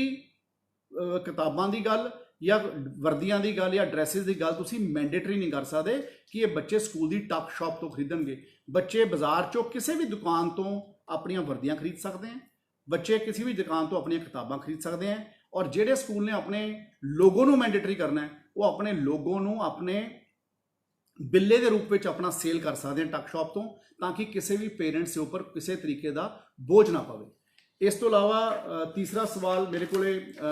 ਆਇਆ ਸੀਗਾ, ਹਰਦੀਪ ਸਿੰਘ ਸੇਖੋ ਜੀ ਹੈ, ਇਹ ਵੀ ਅੰਮ੍ਰਿਤਸਰ ਤੋਂ ਹੈ, ਕਿ ਕਈ ਲੋਕ ਅਪ੍ਰੈਲ ਦੇ ਵਿੱਚ ਉਹਨਾਂ ਨੇ ਆਨਲਾਈਨ ਕਲਾਸਿਸ ਨਹੀਂ ਸ਼ੁਰੂ ਕੀਤੀਆਂ ਤੇ ਉਹ ਅਪ੍ਰੈਲ ਦੀ ਫੀਸ ਮੰਗ ਰਹੇ ਹਨ। ਔਰ ਇਹ ਗੱਲ ਮੇਰੇ ਕੋਲੇ ਕੱਲੇ ਹਰਦੀਪ ਜੀ ਨੇ ਨਹੀਂ ਲਿਖੀ, ਇਹ ਗੱਲ ਮੇਰੇ ਕੋਲੇ ਬੜੇ ਲੋਕਾਂ ਨੇ ਲਿਖੀ ਹੈ। ਇੱਕ ਤਾਂ ਮੈਂ ਕਹਿਣਾ ਚਾਹੁੰਦਾ ਕਿ ਜਿਹੜੇ ਸਕੂਲ ਜਦ ਤੋਂ ਤੁਹਾਨੂੰ ਆਨਲਾਈਨ ਕਲਾਸਿਸ ਦੇ ਰਹੇ ਹਨ, ਕਿਉਂਕਿ ਅਸੀਂ ਸਾਡਾ ਇੱਕੋ ਹੀ ਮਕਸਦ ਹੈ, ਜਦੋਂ ਕੋਈ ਬੰਦਾ ਕੋਈ ਚੀਜ਼ ਦੀ ਸਰਵਿਸ ਪ੍ਰੋਵਾਈਡ ਕਰ ਰਿਹਾ ਨਾ ਉਹ ਉਸੇ ਗੱਲ ਨੂੰ ਚਾਰਜ ਕਰ ਸਕੇ। ਇਸ ਕਰਕੇ ਅਸੀਂ ਟਰਾਂਸਪੋਰਟੇਸ਼ਨ ਫੀਸ ਨੂੰ ਇਸੇ ਕਰਕੇ ਖਤਮ ਕੀਤਾ ਹੈ ਕਿ ਅਗਰ ਅੱਜ ਟਰਾਂਸਪੋਰਟੇਸ਼ਨ ਨਹੀਂ ਮਿਲਦੀ ਤਾਂ ਜੇ ਬੱਚੇ ਟਰਾਂਸਪੋਰਟੇਸ਼ਨ ਨੂੰ ਯੂਜ਼ ਨਹੀਂ ਕਰ ਰਹੇ ਤਾਂ they should not be charge for transportation fee. ਔਰ ਅਗਰ ਕੋਈ ਸਰਵਿਸਿਜ਼ ਸਾਨੂੰ ਮਿਲ ਰਹੀ ਹੈ ਤਾਂ ਉਹ ਸਕੂਲਾਂ ਨੂੰ ਉਹ ਸਰਵਿਸ ਦਾ ਪੈਸਾ ਮਿਲਣਾ ਚਾਹੀਦਾ ਹੈ, ਕਿਉਂਕਿ ਅਦਰਵਾਈਜ਼ ਉਹ ਵੀ ਸਸਟੇਨੇਬਲ ਨਹੀਂ ਰਹਿਣਗੇ ਉਹਨਾਂ ਨੂੰ ਕੋਪ ਅਪ ਕਰਨ ਵਾਸਤੇ। ਸੋ ਇਸ ਕਰਕੇ ਇਹ ਪਰ ਲੇਕਿਨ ਇੱਕ ਗੱਲ ਬਿਲਕੁਲ ਕਲੀਅਰ ਹੈ, ਮੈਂ ਇਸ ਤਰ੍ਹਾਂ ਪਹਿਲਾਂ ਵੀ ਕਿਹਾ ਕਿ ਜਿਹੜੇ ਲੋਕ ਆਨਲਾਈਨ ਕਲਾਸਿਸ ਦੇ ਰਹੇ ਹਨ ਜਦੋਂ ਤੋਂ ਦੇ ਰਹੇ ਹਨ ਤੇ ਉਸ ਦੀ ਸਿਰਫ ਟਿਊਸ਼ਨ ਫੀਸ ਚਾਰਜ ਕਰ ਸਕਦੇ। ਇਹ ਨਹੀਂ ਹੈ ਕਿ ਉਹਨਾਂ ਨੇ ਆਨਲਾਈਨ ਕਲਾਸਿਸ ਦੇ ਨਾਮ ਦੇ ਉੱਪਰ ਹੋਰ ਕੋਈ ਫੀਸ ਲੈਣ ਦੀ ਗੱਲ ਕਰਨੀ ਹੈ, ਕਿਉਂਕਿ ਜੇ ਅੱਜ ਅਸੀਂ ਸਾਰੇ ਮਿਲ ਕੇ ਇਸ ਗੱਲ ਦੇ ਉੱਪਰ ਕਾਇਮ ਹੋ ਕੇ ਗੱਲ ਕਰਾਂਗੇ ਤਾਂ ਹੀ ਅਸੀਂ ਇਸ ਗੱਲ ਨੂੰ ਦੇ ਵਿੱਚੋਂ ਨਿਕਲ ਸਕਾਂਗੇ। ਇਸ ਤੋਂ ਇਲਾਵਾ ਸਵਾਲ ਆਇਆ ਕੋਈ ਰਿਮਸੀ ਰਿਆਨ ਹੈ ਪਟਿਆਲੇ ਤੋਂ, ਜਿਸ ਤਰ੍ਹਾਂ ਇਹਨਾਂ ਨੇ ਕਿਹਾ ਇਸ ਤਰ੍ਹਾਂ ਹੋਰ ਬਹੁਤ ਲੋਕਾਂ ਨੇ ਕਿਹਾ ਕਿ ਸਕੂਲਾਂ ਨੇ 2-2 ਮਹੀਨੇ ਦੀ ਫੀਸ ਐਡਵਾਂਸ 'ਚ ਲੈ ਲਈ ਸੀ। ਅੱਛਾ ਹੁਣ ਜੇ ਕਿਸੇ ਨੇ ਕਰੋਨਾ ਮਹਾਮਾਰੀ ਤੋਂ ਪਹਿਲਾਂ ਕਿਸੇ ਨੇ ਜਨਵਰੀ 'ਚ ਫੀਸ ਦਿੱਤੀ ਹੋਈ ਹੈ, ਇਹ ਮਿਊਚੁਅਲੀ ਪੇਰੈਂਟਸ ਤੇ ਸਕੂਲ ਦੇ ਵਿੱਚ ਆਪਸ ਵਿੱਚ ਮਿਊਚੁਅਲ ਗੱਲ ਸੀਗੀ, ਤੇ ਜਾਂ ਮਿਊਚੁਅਲ ਪੇਰੈਂਟਸ ਦੇ ਵਿੱਚ ਆਪਸ ਦੇ ਵਿੱਚ ਮਿਊਚੁਅਲ ਗੱਲ ਸੀਗੀ। ਔਰ ਮੈਂ ਸਮਝਦਾ ਕਿ ਇਹ ਆਪਣੇ ਸਕੂਲਸ ਨਾਲ ਗੱਲ ਕਰਨ, ਕਿਉਂਕਿ ਇਹ ਸਕੂਲਸ ਨੂੰ ਵੀ ਪਤਾ ਹੈ ਕਿ ਬਾਕੀ ਇਲਾਕੇ ਵਿੱਚ ਕੀ ਆਰਡਰ ਆਇਆ ਹੋਇਆ, ਔਰ ਜੇ ਇਹਨਾਂ ਨੂੰ ਲੱਗਦਾ ਕਿ ਸਕੂਲ ਇਹਨਾਂ ਦੀ ਗੱਲ ਨਹੀਂ ਸੁਣਨ ਨੂੰ ਤਿਆਰ ਹੈਗਾ ਤਾਂ ਮੈਂ ਇਹਨਾਂ ਨੂੰ ਕਹਿਣਾ ਚਾਹੁੰਦਾ ਕਿ ਆਪਣੇ ਡੀਓ ਦੇ ਲੈਵਲ ਤੇ ਆਪਣੇ ਆਨਲਾਈਨ ਕੰਪਲੇਂਟ ਕਰਨ, ਆਪਣੇ ਡੀਓ ਦੇ ਧਿਆਨ ਵਿੱਚ ਇਹ ਗੱਲ ਲੈ ਕੇ ਆਉਣ, ਔਰ ਜਿਨ੍ਹਾਂ ਦੇ ਨੰਬਰ, ਜਿਨ੍ਹਾਂ ਦੇ ਈਮੇਲ ਆਈਡੀ ਮੈਂ ਤੁਹਾਨੂੰ ਇਸ ਫੇਸਬੁੱਕ ਲਾਈਵ ਖਤਮ ਹੋਣ ਤੋਂ ਬਾਅਦ ਆਪਣੇ ਪਬਲਿਕ ਡੋਮੇਨ ਦੇ ਉੱਪਰ ਪਾਵਾਂਗਾ। ਔਰ ਮੇਰੀ ਕੋਸ਼ਿਸ਼ ਹੈ ਜੇ ਬਾਈ ਚਾਂਸ ਉਹਨਾਂ 'ਚੋਂ ਕੋਈ ਨੰਬਰ ਨਾ ਚੱਲਦਾ ਹੋਇਆ, ਤੁਹਾਨੂੰ ਲੱਗਿਆ, ਵੈਸੇ ਐਸੀ ਗੱਲ ਨਹੀਂ ਹੋਣੀ ਚਾਹੀਦੀ, ਪਰ ਮੈਂ ਤੁਹਾਨੂੰ ਇਹ ਗੱਲ ਦਾ ਵਾਅਦਾ ਕਰਦਾ ਜੇ ਨਾ ਚੱਲਦਾ ਹੋਵੇ ਜਾਂ ਕੋਈ ਤੁਹਾਨੂੰ ਲੱਗੇ ਕਿ ਕਿਤੇ ਗੱਲ ਹੈ, ਤਾਂ ਮੇਰਾ ਈਮੇਲ ਆਈਡੀ 24 ਘੰਟੇ ਖੁੱਲ੍ਹਾ ਹੈ, ਮੇਰਾ ਮੋਬਾਈਲ ਨੰਬਰ ਵੀ 24 ਘੰਟੇ ਖੁੱਲ੍ਹਾ, ਪਰ ਕਈ ਵਾਰ ਇੰਨਾ ਜ਼ਿਆਦਾ ਉਹ ਵੱਜ ਜਾਂਦਾ ਤੇ ਕਿਸੇ ਨੂੰ ਬਿਜ਼ੀ ਨਾ ਮਿਲੇ। ਇਸ ਕਰਕੇ ਮੈਂ ਕਹਿੰਦਾ ਤੁਸੀਂ ਆਪਣਾ vijayindersingla@gmail.com ਦੇ ਉੱਪਰ ਵੀ ਤੁਸੀਂ ਆਪਣੀ ਕੰਪਲੇਂਟ ਨੂੰ ਰਜਿਸਟਰ ਕਰਾ ਸਕਦੇ ਹੋ। ਇਸ ਤੋਂ ਇਲਾਵਾ ਇੱਕ ਹੁਣ ਜਲੰਧਰ ਤੋਂ ਅਨੂਪ ਗੌਤਮ ਜੀ ਨੇ ਇੱਕ ਮੈਨੂੰ ਸਵਾਲ ਲਿਖਿਆ ਹੈ, ਉਹ 'ਚ ਲਿਖਿਆ ਸੀ ਕਿ government should think about private schools also, ਕਿ ਪ੍ਰਾਈਵੇਟ ਸਕੂਲਾਂ ਨੇ ਵੀ ਟਰਾਂਸਪੋਰਟੇਸ਼ਨ ਵਾਸਤੇ ਲੋਨ ਲਿੱਤੇ ਹੁੰਦੇ ਹੈ, ਉਹਨਾਂ ਨੇ ਵੀ ਆਪਣੀ ਬੱਸਾਂ ਦਾ ਪ੍ਰੀਮੀਅਮ ਭਰਨਾ ਹੈ, ਉਹਨਾਂ ਨੇ ਵੀ ਆਪਣਾ ਟੈਕਸ ਭਰਨੇ ਹੈ, ਉਹਨਾਂ ਨੇ ਵੀ ਆਪਣੇ ਸਟਾਫ ਦੀਆਂ ਸੈਲਰੀਜ਼ ਭਰਨੀ ਹੈ, ਤੇ ਉਹਨਾਂ ਨੇ ਵੀ ਆਪਣੀਆਂ ਇੰਸ਼ੋਰੈਂਸ ਦੇ ਪੈਸੇ ਦਿੱਤਾ ਹੈ, ਉਹਨਾਂ ਨੇ ਪਰਮਿਟ ਫੀਸ ਦਿੱਤੀ ਹੈ। ਉਹਨਾਂ ਨੂੰ ਮੈਂ ਇਹ ਗੱਲ ਕਹਿਣਾ ਚਾਹੁੰਦਾ, ਇਹ ਕਰੋਨਾ ਦੀ ਮਹਾਮਾਰੀ ਪ੍ਰਮਾਤਮਾ ਕਰੇ ਜਲਦੀ ਖਤਮ ਹੋ ਜਾਏ, ਔਰ ਆਪਾਂ ਸਾਰੇ ਵੀ ਆਪਣੇ ਘਰੇ ਬੈਠ ਕੇ ਸਭ ਤੋਂ ਪਹਿਲਾਂ ਨਹਾਉਣ ਤੋਂ ਬਾਅਦ ਸਵੇਰੇ ਉੱਠ ਕੇ ਇਹੀ ਅਰਦਾਸ ਕਰਦੇ ਹਾਂ ਆਪਾਂ ਸਾਰੇ ਸਵੇਰੇ ਕਿ ਪ੍ਰਮਾਤਮਾ ਕਰੇ ਸਾਨੂੰ ਇਸ ਕਰੋਨਾ ਦੀ ਮਹਾਮਾਰੀ ਤੋਂ ਬਾਹਰ ਕੱਢੋ, ਔਰ ਉਮੀਦ ਹੈ ਕਿ ਇਹ ਜਲਦੀ ਨਿਕਲ ਵੀ ਜਾਊਗੀ। ਔਰ ਤੁਹਾਨੂੰ ਸਾਰਿਆਂ ਨੇ ਦੇਖਿਆ ਹੈ ਸਰਕਾਰ ਨੇ ਵੀ ਹੌਲੀ ਹੌਲੀ ਫੈਸਲੇ ਕਰਕੇ ਕਰੋਨਾ ਦੀ ਮਹਾਮਾਰੀ ਦੇ ਤਹਿਤ ਵੀ ਆਪਣੇ ਆਪ ਨੂੰ ਇਸ ਲੋਕਡਾਊਨ ਨੂੰ ਖੋਲ੍ਹਣ ਵਾਸਤੇ ਵੀ ਫੇਜ਼ਸ ਵਿੱਚ ਆਪਾਂ ਸਾਰਿਆਂ ਨੇ ਫੈਸਲਾ ਕੀਤਾ ਹੈ। ਔਰ ਮੈਂ ਜ਼ਰੂਰ ਕੋਸ਼ਿਸ਼ ਕਰਦਾ ਕਿ ਇਹ ਜਲਦੀ ਇੱਕ ਪ੍ਰਮਾਤਮਾ ਦੇ ਅੱਗੇ ਅਰਦਾਸ ਕਰਦਾ ਆਪਾਂ ਸਾਰੇ ਕਰਦੇ ਕਿ ਇਹ ਜਲਦੀ ਖੁੱਲੇ। ਪਰ ਮੈਂ ਨਾਲ ਦੇ ਨਾਲ ਤੁਹਾਨੂੰ ਇਹ ਸਾਰਿਆਂ ਨੂੰ ਇਹ ਵੀ ਕਹਿਣਾ ਚਾਹੁੰਦਾ ਕਿ ਅਗਰ ਬਾਈ ਚਾਂਸ ਇਹ ਜ਼ਿਆਦਾ ਲੰਬਾ ਚਲੇ ਗਿਆ, ਉਸ ਤੋਂ ਬਾਅਦ ਆਪਾਂ ਇਸ ਦੇ ਉੱਪਰ ਵੀ ਕੋਈ ਨਾ ਕੋਈ ਕੰਸੀਡਰੇਟ ਵਿਊ ਲਵਾਂਗੇ, ਸਰਕਾਰ ਦੇ ਪੱਧਰ ਤੇ ਗੱਲ ਕਰਾਂਗੇ, ਤਾਂ ਕਿ ਮੈਨੂੰ ਪਤਾ ਹੈ ਕਿ ਜਿਹੜੇ ਬੰਦੇ ਨੇ ਬੱਸਾਂ ਲਿੱਤੀਆਂ ਹੋਈਆਂ ਉਹਨਾਂ ਨੇ ਆਪਣਾ ਫੀ ਸਟਰਕਚਰ ਦੇਣਾ ਹੈ। ਮੈਨੂੰ ਮੇਰੇ ਸਹਿਯੋਗੀ ਮਿਨਿਸਟਰ ਆਸ਼ੂ ਜੀ ਦਾ ਵੀ ਕੱਲ੍ਹ ਟੈਲੀਫੋਨ ਆਇਆ ਸੀ, ਜੋ ਸਾਡੇ ਫੂਡ ਮਿਨਿਸਟਰ ਹੈ ਲੁਧਿਆਣੇ ਤੋਂ, ਉਹਨਾਂ ਨੇ ਵੀ ਮੈਨੂੰ ਇਹ ਗੱਲ ਰੱਖੀ ਸੀ ਕਿ ਜਿਹੜੇ ਟਰਾਂਸਪੋਰਟੇਸ਼ਨ ਦੇ ਲੋਕ ਹੈ ਉਹ ਵਾਲੇ ਲੋਕਾਂ ਦੀ ਵੀ ਗੱਲ ਆਈ ਹੈ, ਤੇ ਬਹੁਤ ਸਾਰੇ ਲੋਕਾਂ ਨੇ ਪੰਜਾਬ 'ਚੋਂ ਹੋਰ ਵੀ ਮੈਨੂੰ ਗੱਲ ਕਹੀ ਹੈ। ਤਾਂ ਇਸ ਕਰਕੇ we will take a ਕੰਸੀਡਰੇਟ view ਅਗਰ ਇਹ ਲੋਕਡਾਊਨ ਹੋਰ ਜ਼ਿਆਦਾ ਲੰਬਾ ਹੋ ਜਾਂਦਾ ਹੈ, ਤਾਂ ਕਿ ਸਾਨੂੰ ਪਤਾ ਹੈ ਕਿ ਜਿਹੜੇ ਲੋਕਾਂ ਨੇ ਬੱਸਾਂ ਪਾਈਆਂ ਹੋਈਆਂ ਉਹਨਾਂ ਨੇ ਕਿਸ਼ਤਾਂ ਵੀ ਭਰਨੀਆਂ, ਉਹਨਾਂ ਨੇ ਸਰਕਾਰ ਦਾ ਟੈਕਸ ਆਰਟੀਏ ਨੂੰ ਟੈਕਸ ਵੀ ਭਰਾਉਣਾ ਹੈ, ਇੰਸ਼ੋਰੈਂਸ ਵੀ ਦੇਣੀ ਹੈ, ਤੇ ਦੂਜੇ ਪਾਸੇ ਅਸੀਂ ਉਹਨਾਂ ਨੂੰ ਕਿਹਾ ਹੈ ਕਿ ਆਪਣੇ ਬੱਸਾਂ ਦੇ ਡਰਾਈਵਰ ਤੇ ਕੰਡਕਟਰਾਂ ਦੀ ਤਨਖਾਹਾਂ ਵੀ ਦਿਓ। ਇਸ ਤੋਂ ਇਲਾਵਾ ਮੋਹਾਲੀ ਤੋਂ ਸਾਡੇ ਕੋਲ ਇੱਕ ਕੰਪਲੇਂਟ ਆਈ ਹੈ, ਇੱਕ ਕਿਸੇ ਰਜਨੀ ਬੇਦੀ ਨੇ ਲਿਖੀ ਹੈ, ਜਿਹਦੇ 'ਚ ਉਹਨਾਂ ਨੇ ਲਿਖਿਆ ਕਿ school is still sending messages of fee hike, ਕਿ ਈਵਨ ਫੀਸ ਹਾਈਕਸ, ਮਤਲਬ ਅਦਰ ਚਾਰजेस ਉਹਨਾਂ ਨੇ ਕਿਹਾ ਕਿ ਉਹ ਫੀ ਹਾਈਕ ਦੇ ਨਾਲ ਉਹਨਾਂ ਨੇ ਗੱਲ ਕੀਤੀ। ਮੈਂ ਬੀਬਾ ਤੁਹਾਨੂੰ ਇਹ ਕਹਿਣਾ ਚਾਹੁੰਦਾ, ਇਕੱਲੀ ਤੁਹਾਡੀ ਗੱਲ ਨਹੀਂ ਹੈ, ਇਹ ਗੱਲ ਵੀ ਬਹੁਤ ਜਗ੍ਹਾ ਤੋਂ ਆਈ ਹੈ, ਟਿਊਸ਼ਨ ਫੀਸ ਆਪਾਂ ਦੇਣੀ ਹੈ, ਤੇ ਟਿਊਸ਼ਨ ਫੀਸ ਤੋਂ ਇਲਾਵਾ ਜਿਹੜੇ ਲੋਕ, ਇਹ ਵੀ ਅਸੀਂ ਆਰਡਰ 'ਚ ਲਿਖਿਆ ਕਿ ਪਿਛਲੇ ਸਾਲ ਜੋ ਤੁਹਾਡੇ ਕੋਲੇ ਫੀ ਦੀ ਸਲਿੱਪ ਆਉਂਦੀ ਸੀ, ਉਹ 'ਚ ਜਿੰਨੀ ਟਿਊਸ਼ਨ ਫੀਸ ਲਿਖੀ ਹੈ, ਤੇ ਤੁਹਾਨੂੰ ਪਤਾ ਕਿ ਕਿੰਨੀ ਟਿਊਸ਼ਨ ਫੀਸ ਲਿਖੀ ਹੈ, ਤੇ ਉਹ ਤੁਸੀਂ ਦੇਖ ਸਕਦੇ ਹੋ। ਤੇ ਕਈ ਮੈਨੂੰ ਇਹ ਵੀ ਪਤਾ ਕਿ ਕਈ ਸ਼ਹਿਰਾਂ ਦੇ ਵਿੱਚ ਸਾਰੇ ਕੰਪੋਨੈਂਟ ਇਕੱਠੇ ਕੀਤੇ ਹੋਏ ਆ, ਉਹ ਇਕੱਠੇ ਕੰਪੋਨੈਂਟ ਕਰਨ ਦੀ ਆਪਾਂ ਨੂੰ ਸਭ ਨੂੰ ਪਤਾ ਹੁੰਦਾ ਕਿ ਕਿੱਥੇ ਟਿਊਸ਼ਨ ਫੀਸ ਦਾ ਕਿੰਨਾ ਕੰਪੋਨੈਂਟ ਹੈ ਤੇ ਦੂਜਾ ਕਿੰਨਾ ਹੈ। ਤੇ ਜੇ ਤੁਹਾਨੂੰ ਲੱਗੇ ਫਿਰ ਵੀ ਤਕਲੀਫ ਹੈ ਤਾਂ ਤੁਸੀਂ ਡੀਓ ਮੋਹਾਲੀ ਨਾਲ ਗੱਲ ਕਰ ਸਕਦੇ ਹੋ, ਉਹਨਾਂ ਦੇ ਈਮੇਲ ਦੇ ਉੱਪਰ ਮੇਲ ਲਿਖ ਸਕਦੇ ਹੋ, ਜਾਂ ਉਹਨਾਂ ਨੂੰ ਫੋਨ ਦੇ ਉੱਪਰ ਇਹ ਗੱਲ ਸ਼ੇਅਰ ਕਰ ਸਕਦੇ ਹੋ। ਇਸ ਤੋਂ ਇਲਾਵਾ ਅਗਲਾ ਸਵਾਲ ਆਇਆ ਹੈ ਕੌਨਿਕਾ ਚੌਹਾਨ ਜਲੰਧਰ ਤੋਂ, ਜਿਨ੍ਹਾਂ ਦਾ ਮੈਂ ਨੋਟ ਕੀਤਾ ਸੀਗਾ ਕਿ ਸਾਨੂੰ ਸੈਲਰੀਜ਼ ਨਹੀਂ ਮਿਲ ਰਹੀਆਂ, ਕਿ ਅਸੀਂ ਚਾਹੇ 100% ਆਪਣਾ ਸਕੂਲ ਨੂੰ ਦਿੰਦੇ ਹਾਂ, ਤੇ ਅਸੀਂ ਆਪਣੇ 100% ਦੇਣ ਤੋਂ ਇਲਾਵਾ ਚਾਹੇ ਉਹ ਜ਼ੂਮ ਐਪ ਦੇ ਥਰੂ ਦੇ ਰਹੇ ਹਾਂ, ਤੇ ਚਾਹੇ ਅਸੀਂ ਰਿਕਾਰਡਡ ਲੈਕਚਰਸ ਦੇ ਥਰੂ ਦੇ ਰਹੇ ਹਾਂ, ਤੇ ਪਰ ਸਾਨੂੰ ਸੈਲਰੀਜ਼ ਪੂਰੀਆਂ ਨਹੀਂ ਦਿੱਤੀਆਂ ਜਾ ਰਹੀਆਂ। ਦੇਖੋ, ਇਹ ਕਲੀਅਰ ਇੰਸਟਰਕਸ਼ਨਸ ਹੈ ਗਵਰਨਮੈਂਟ ਦੀਆਂ। ਤੁਸੀਂ ਕੁਝ ਲੋਕਾਂ ਨੇ ਮੈਨੂੰ ਵੀ ਲਿਖਿਆ, ਮੇਰੇ ਕੋਲ ਵੀ ਕੁਝ ਈਮੇਲਸ ਆਈਆਂ, ਔਰ ਮੈਂ ਸਾਰਿਆਂ ਦੀਆਂ ਕੋਸ਼ਿਸ਼ ਕੀਤੀਆਂ ਕਿ ਸਾਰੀਆਂ ਈਮੇਲਸ ਨੂੰ ਮੈਂ ਰਿਪਲਾਈ ਕਰਾਂ, ਔਰ ਕੱਲੀ ਈਮੇਲ ਦੇ ਉੱਪਰ ਮੈਂ ਜੋ ਉਹਦੇ ਉੱਪਰ ਬਣਦੀ ਕਾਰਵਾਈ ਹੈ ਆਪਣੇ ਮਹਿਕਮੇ ਨੂੰ ਭੇਜਾਂ, ਤੇ ਉਸ ਗੱਲ ਦੀ ਉਹ ਵੈਰੀਫਾਈ ਕਰਨ, ਗਰਾਊਂਡ ਤੋਂ ਰਿਪੋਰਟ ਲੈਣ, ਔਰ ਉਸ ਤੋਂ ਬਾਅਦ ਫਿਰ ਉਸ ਦੇ ਉੱਪਰ ਅਸੀਂ ਐਕਸ਼ਨ ਇਨੀਸ਼ੀਏਟ ਕਰੀਏ। ਮੇਰੀ ਬੇਨਤੀ ਵੀ ਇਹ ਹੈ ਕਿ ਕੋਈ ਪ੍ਰਾਈਵੇਟ ਸਕੂਲ ਕਿਸੇ ਵੀ ਟੀਚਰ ਨੂੰ ਲੇ ਆਫ ਨਹੀਂ ਕਰੂਗਾ, ਔਰ ਕਿਸੇ ਵੀ ਟੀਚਰ ਦੀ ਸੈਲਰੀ ਜਾਂ ਨਾਨ ਟੀਚਿੰਗ ਸਟਾਫ ਦੀ ਸੈਲਰੀ ਦੇ ਵਿੱਚ ਕਟੌਤੀ ਨਹੀਂ ਕਰੂਗਾ। ਇਹ ਲੋਕ ਵੀ ਕਰੋਨਾ ਦੀ ਮਹਾਮਾਰੀ ਦੇ ਵੇਲੇ ਉਨਾ ਹੀ ਤਕਲੀਫ 'ਚ ਹੈ ਜਿੰਨੇ ਆਪਾਂ ਸਾਰੇ ਲੋਕ ਹਾਂ। ਸੋ ਇਸ ਕਰਕੇ ਜਿਸ ਤਰ੍ਹਾਂ ਤੁਸੀਂ ਇਹ ਗੱਲ ਲਿਖੀ ਹੈ ਕਿ ਤੁਸੀਂ ਇਹ ਗੱਲ ਕਹੀ ਹੈ ਕਿ ਆਪਣਾ ਸਾਡੀਆਂ ਸੈਲਰੀ ਦਿੱਤੀਆਂ ਜਾ ਰਹੀਆਂ। ਸਰਕਾਰ ਦੀਆਂ ਕਲੀਅਰ ਇੰਸਟਰਕਸ਼ਨਸ ਹੈ that salaries will be paid to all teaching staff and non teaching staff by the private school managements, because ਜਦ ਤੱਕ ਅਸੀਂ ਇਹ ਗੱਲਾਂ ਮਿਲ ਕੇ ਨਹੀਂ ਕਰਾਂਗੇ ਤਦ ਤੱਕ ਅਸੀਂ ਇਸ ਦਾ ਹੱਲ ਨਹੀਂ ਕਰ ਸਕਾਂਗੇ। ਫਤਿਹਗੜ੍ਹ ਸਾਹਿਬ ਤੋਂ ਇੱਕ ਸਾਥੀ ਹੈ ਅਮਲੋ ਤੋਂ ਵਿੱਕੀ ਗਿੱਲ ਜੀ, ਉਹਨਾਂ ਨੇ ਵੀ ਲਿਖਿਆ ਕਿ ਸਾਡੇ ਬਿਜ਼ਨੈਸਿਸ ਵੀ ਬੰਦ ਹੈ ਤੇ ਸਾਡੇ ਤੋਂ ਸਕੂਲਸ 2 ਮਹੀਨੇ ਦੀ ਫੀਸ ਮੰਗ ਰਹੇ ਆ ਅਪ੍ਰੈਲ ਤੇ ਮਈ ਦੀ, ਤੇ ਸਾਡੇ ਵਾਸਤੇ ਅਫੋਰਡੇਬਲ ਨਹੀਂ ਹੈ। ਮੈਂ ਪਹਿਲਾਂ ਵੀ ਕਿਹਾ ਕਿ ਜਦੋਂ ਤੋਂ ਸਰਵਿਸਿਜ਼ ਪ੍ਰੋਵਾਈਡ ਹੋ ਰਹੀਆਂ, ਜਦੋਂ ਤੋਂ ਸਾਨੂੰ ਆਨਲਾਈਨ ਐਜੂਕੇਸ਼ਨ ਪ੍ਰੋਵਾਈਡ ਸਾਡੇ ਬੱਚਿਆਂ ਨੂੰ ਸਕੂਲ ਨੇ ਕਰਨੀ ਸ਼ੁਰੂ ਕੀਤੀ ਹੈ, ਤੇ ਸਾਨੂੰ ਉਹ ਸਕੂਲ ਉਸ ਵਕਤ ਦੀ ਆਨਲਾਈਨ ਚਾਰजेस ਜਿਹੜੇ ਬੰਦੇ ਜਿਹੜੇ ਸਕੂਲ ਦੇ ਮੈਨੇਜਮੈਂਟਸ ਦੇ ਲੋਕ ਆਨਲਾਈਨ ਫੀਸ ਪੇ ਕਰ ਰਹੇ, ਆਨਲਾਈਨ ਪੜ੍ਹਾ ਰਹੇ, ਉਹ ਲੋਕ ਆਪਣੀ ਆਨਲਾਈਨ ਫੀਸ ਲੈ ਸਕਦੇ ਹੈ। ਔਰ ਮੈਨੂੰ ਪੂਰਾ ਵਿਸ਼ਵਾਸ ਹੈ ਕਿ ਇਹ ਗੱਲ ਆਉਣ ਵਾਲੇ ਦਿਨਾਂ 'ਚ ਫਿਰ ਕੰਪਲਾਈ ਹੋਊਗੀ ਤਾਂ ਕਿ ਕੋਈ ਵੀ ਸਾਥੀ, ਕੋਈ ਵੀ ਬੱਚਾ ਸਾਡੇ ਪੰਜਾਬ ਦਾ ਇਸ ਕਰੋਨਾ ਦੀ ਮਹਾਮਾਰੀ ਕਰਕੇ ਸਕੂਲਾਂ ਦੇ ਵੱਲੋਂ ਤਕਲੀਫ ਵਿੱਚ ਨਾ ਆਵੇ। ਜਿੱਥੇ ਤੱਕ ਗੱਲ ਹੈਗੀ ਹੈ ਹੋਰ ਸਵਾਲਾਂ ਦੀ, ਬਹੁਤ ਸਾਰੇ ਸਵਾਲ ਹੈ, ਮੇਰੀ ਕੋਸ਼ਿਸ਼ ਇਹੀ ਹੈ ਕਿ ਆਪਣਾ ਆਪਾਂ ਸਾਰੇ ਮਿਲ ਕੇ ਇਹਨਾਂ ਨੂੰ ਆਨਸਰ ਕਰਾਂਗੇ। ਇੱਕ ਸਾਥੀ ਨੇ ਲਿਖਿਆ, ਨੀਰਜ ਗਰਗ ਹੈ ਸਾਡੇ ਮੇਰੇ ਜ਼ਿਲ੍ਹੇ ਤੋਂ ਹੈ, ਸੰਗਰੂਰ ਤੋਂ, ਧੂਰੀ ਤੋਂ। ਇਹਨਾਂ ਨੇ ਇਹ ਗੱਲ ਲਿਖੀ ਹੈ ਕਿ ਕਈ ਸਕੂਲਾਂ ਨੇ ਆਪਣੀਆਂ 12 ਇੰਸਟਾਲਮੈਂਟਸ ਦੇ ਵਿੱਚ ਐਡਮਿਸ਼ਨ ਫੀਸ ਨੂੰ ਡਿਵਾਈਡ ਕਰਤਾ ਹੈ। ਦੇਖੋ ਮੈਂ ਇਹਦੇ 'ਚ ਇਹ ਕਹਿਣਾ ਚਾਹੁੰਦਾ, ਜਿੰਨੀ ਦੇਰ ਸਾਡੇ ਸਕੂਲਸ ਨਹੀਂ ਖੁੱਲ੍ਹਦੇ, ਜਿੰਨੀ ਦੇਰ ਸਾਡੇ ਸਕੂਲਸ ਬੰਦ ਹੈ, ਉਨੀ ਦੇਰ ਸਕੂਲਸ ਬੰਦ ਹੈ ਤੇ ਉਹਨਾਂ ਨੂੰ ਲੋਕਡਾਊਨ ਪੀਰੀਅਡ ਮੰਨਿਆ ਜਾਊਗਾ। ਔਰ ਜਦੋਂ ਸਕੂਲ ਖੁੱਲ੍ਹ ਜਾਣਗੇ ਉਸ ਤੋਂ ਬਾਅਦ ਜਿਹੜਾ ਰਿਮੇਨਿੰਗ ਪੀਰੀਅਡ ਹੈ ਉਸ ਦੇ ਵਿੱਚ ਤੁਸੀਂ ਆਪਣੇ ਉਹਨੇ ਰੈਸ਼ਨਲ ਦੇ ਹਿਸਾਬ ਨਾਲ ਤੁਸੀਂ ਆਪਣੀ ਐਡਮਿਸ਼ਨ ਫੀਸ ਨੂੰ ਚਾਰਜ ਕਰ ਸਕਦੇ ਜਦੋਂ ਬੱਚੇ ਸਾਡੇ ਸਕੂਲ 'ਚ ਜਾਣ ਲੱਗ ਜਾਣਗੇ। ਇਹਦਾ ਮਤਲਬ ਇਹ ਹੋਇਆ ਕਿ ਜੇ ਸਕੂਲ 3 ਮਹੀਨਿਆਂ ਬਾਅਦ ਖੁੱਲ੍ਹਦੇ ਹੈ ਤੇ 9 ਮਹੀਨੇ ਰਹਿ ਜਾਂਦੇ ਹੈ, ਤੇ 9 ਮਹੀਨਿਆਂ ਦੇ ਹਿਸਾਬ ਨਾਲ ਜਿੰਨੀ ਐਡਮਿਸ਼ਨ ਫੀਸ ਬਣਦੀ ਹੈ ਉਨੀ ਹੀ ਐਡਮਿਸ਼ਨ ਫੀਸ ਪੇ ਕਰਨ ਦੀ ਜ਼ਰੂਰਤ ਹੈ, ਕਿਉਂਕਿ ਅਦਰਵਾਈਜ਼ ਤਾਂ ਇਹ ਬੜਾ ਡਿਫਿਕਲਟ ਗੱਲ ਹੋ ਜੂਗੀ ਜੇ ਆਪਾਂ 9 ਮਹੀਨਿਆਂ ਦੇ ਵਿੱਚ ਹੀ 12 ਮਹੀਨਿਆਂ ਦੀ ਫੀਸ ਨੂੰ ਕਰਤਾ ਤੇ ਫਿਰ ਤਾਂ ਕੋਈ ਰਿਲੀਫ ਹੀ ਨਾ ਮਿਲਿਆ। ਤੋ ਇਸ ਕਰਕੇ ਕਲੀਅਰ ਇੰਸਟਰਕਸ਼ਨਸ ਇਹ ਅਸੀਂ ਦਿੱਤੀਆਂ ਔਰ ਮੈਨੂੰ ਪੂਰਾ ਵਿਸ਼ਵਾਸ ਹੈ ਜਿਸ ਤਰ੍ਹਾਂ ਨੀਰਜ ਜੀ ਨੇ ਕਿਹਾ, ਇਸ ਤਰ੍ਹਾਂ ਹੋਰ ਬਹੁਤ ਸਾਰੇ ਸਾਥੀਆਂ ਨੇ ਕਿਹਾ ਔਰ ਆਪਾਂ ਇਸ ਗੱਲ ਕਰਨ ਤੋਂ ਬਾਅਦ ਇਹਨੂੰ ਪੂਰਾ ਕਰਾਂਗੇ। ਇਸੇ ਤਰੀਕੇ ਨਾਲ ਮੋਹਾਲੀ ਤੋਂ ਸਮਰਾ ਜੀ ਨੇ ਇੱਕ ਗੱਲ ਲਿਖੀ ਹੈ, ਉਹਦੇ 'ਚ ਉਹਨਾਂ ਨੇ ਕਿਹਾ ਕਿ subjects are through online classes only 2 subjects are taught, ਕਿ ਸਿਰਫ 2 ਸਬਜੈਕਟਸ ਪੜ੍ਹਾਏ ਜਾਂਦੇ ਹੈ ਤੇ ਫੀਸ ਪੂਰੀ, ਟਿਊਸ਼ਨ ਫੀਸ ਪੂਰੀ ਲਿੱਤੀ ਜਾਂਦੀ ਹੈ। ਦੇਖੋ ਜਿੱਥੇ ਤੱਕ ਟਿਊਸ਼ਨ ਫੀਸ ਦੀ ਗੱਲ ਹੈ,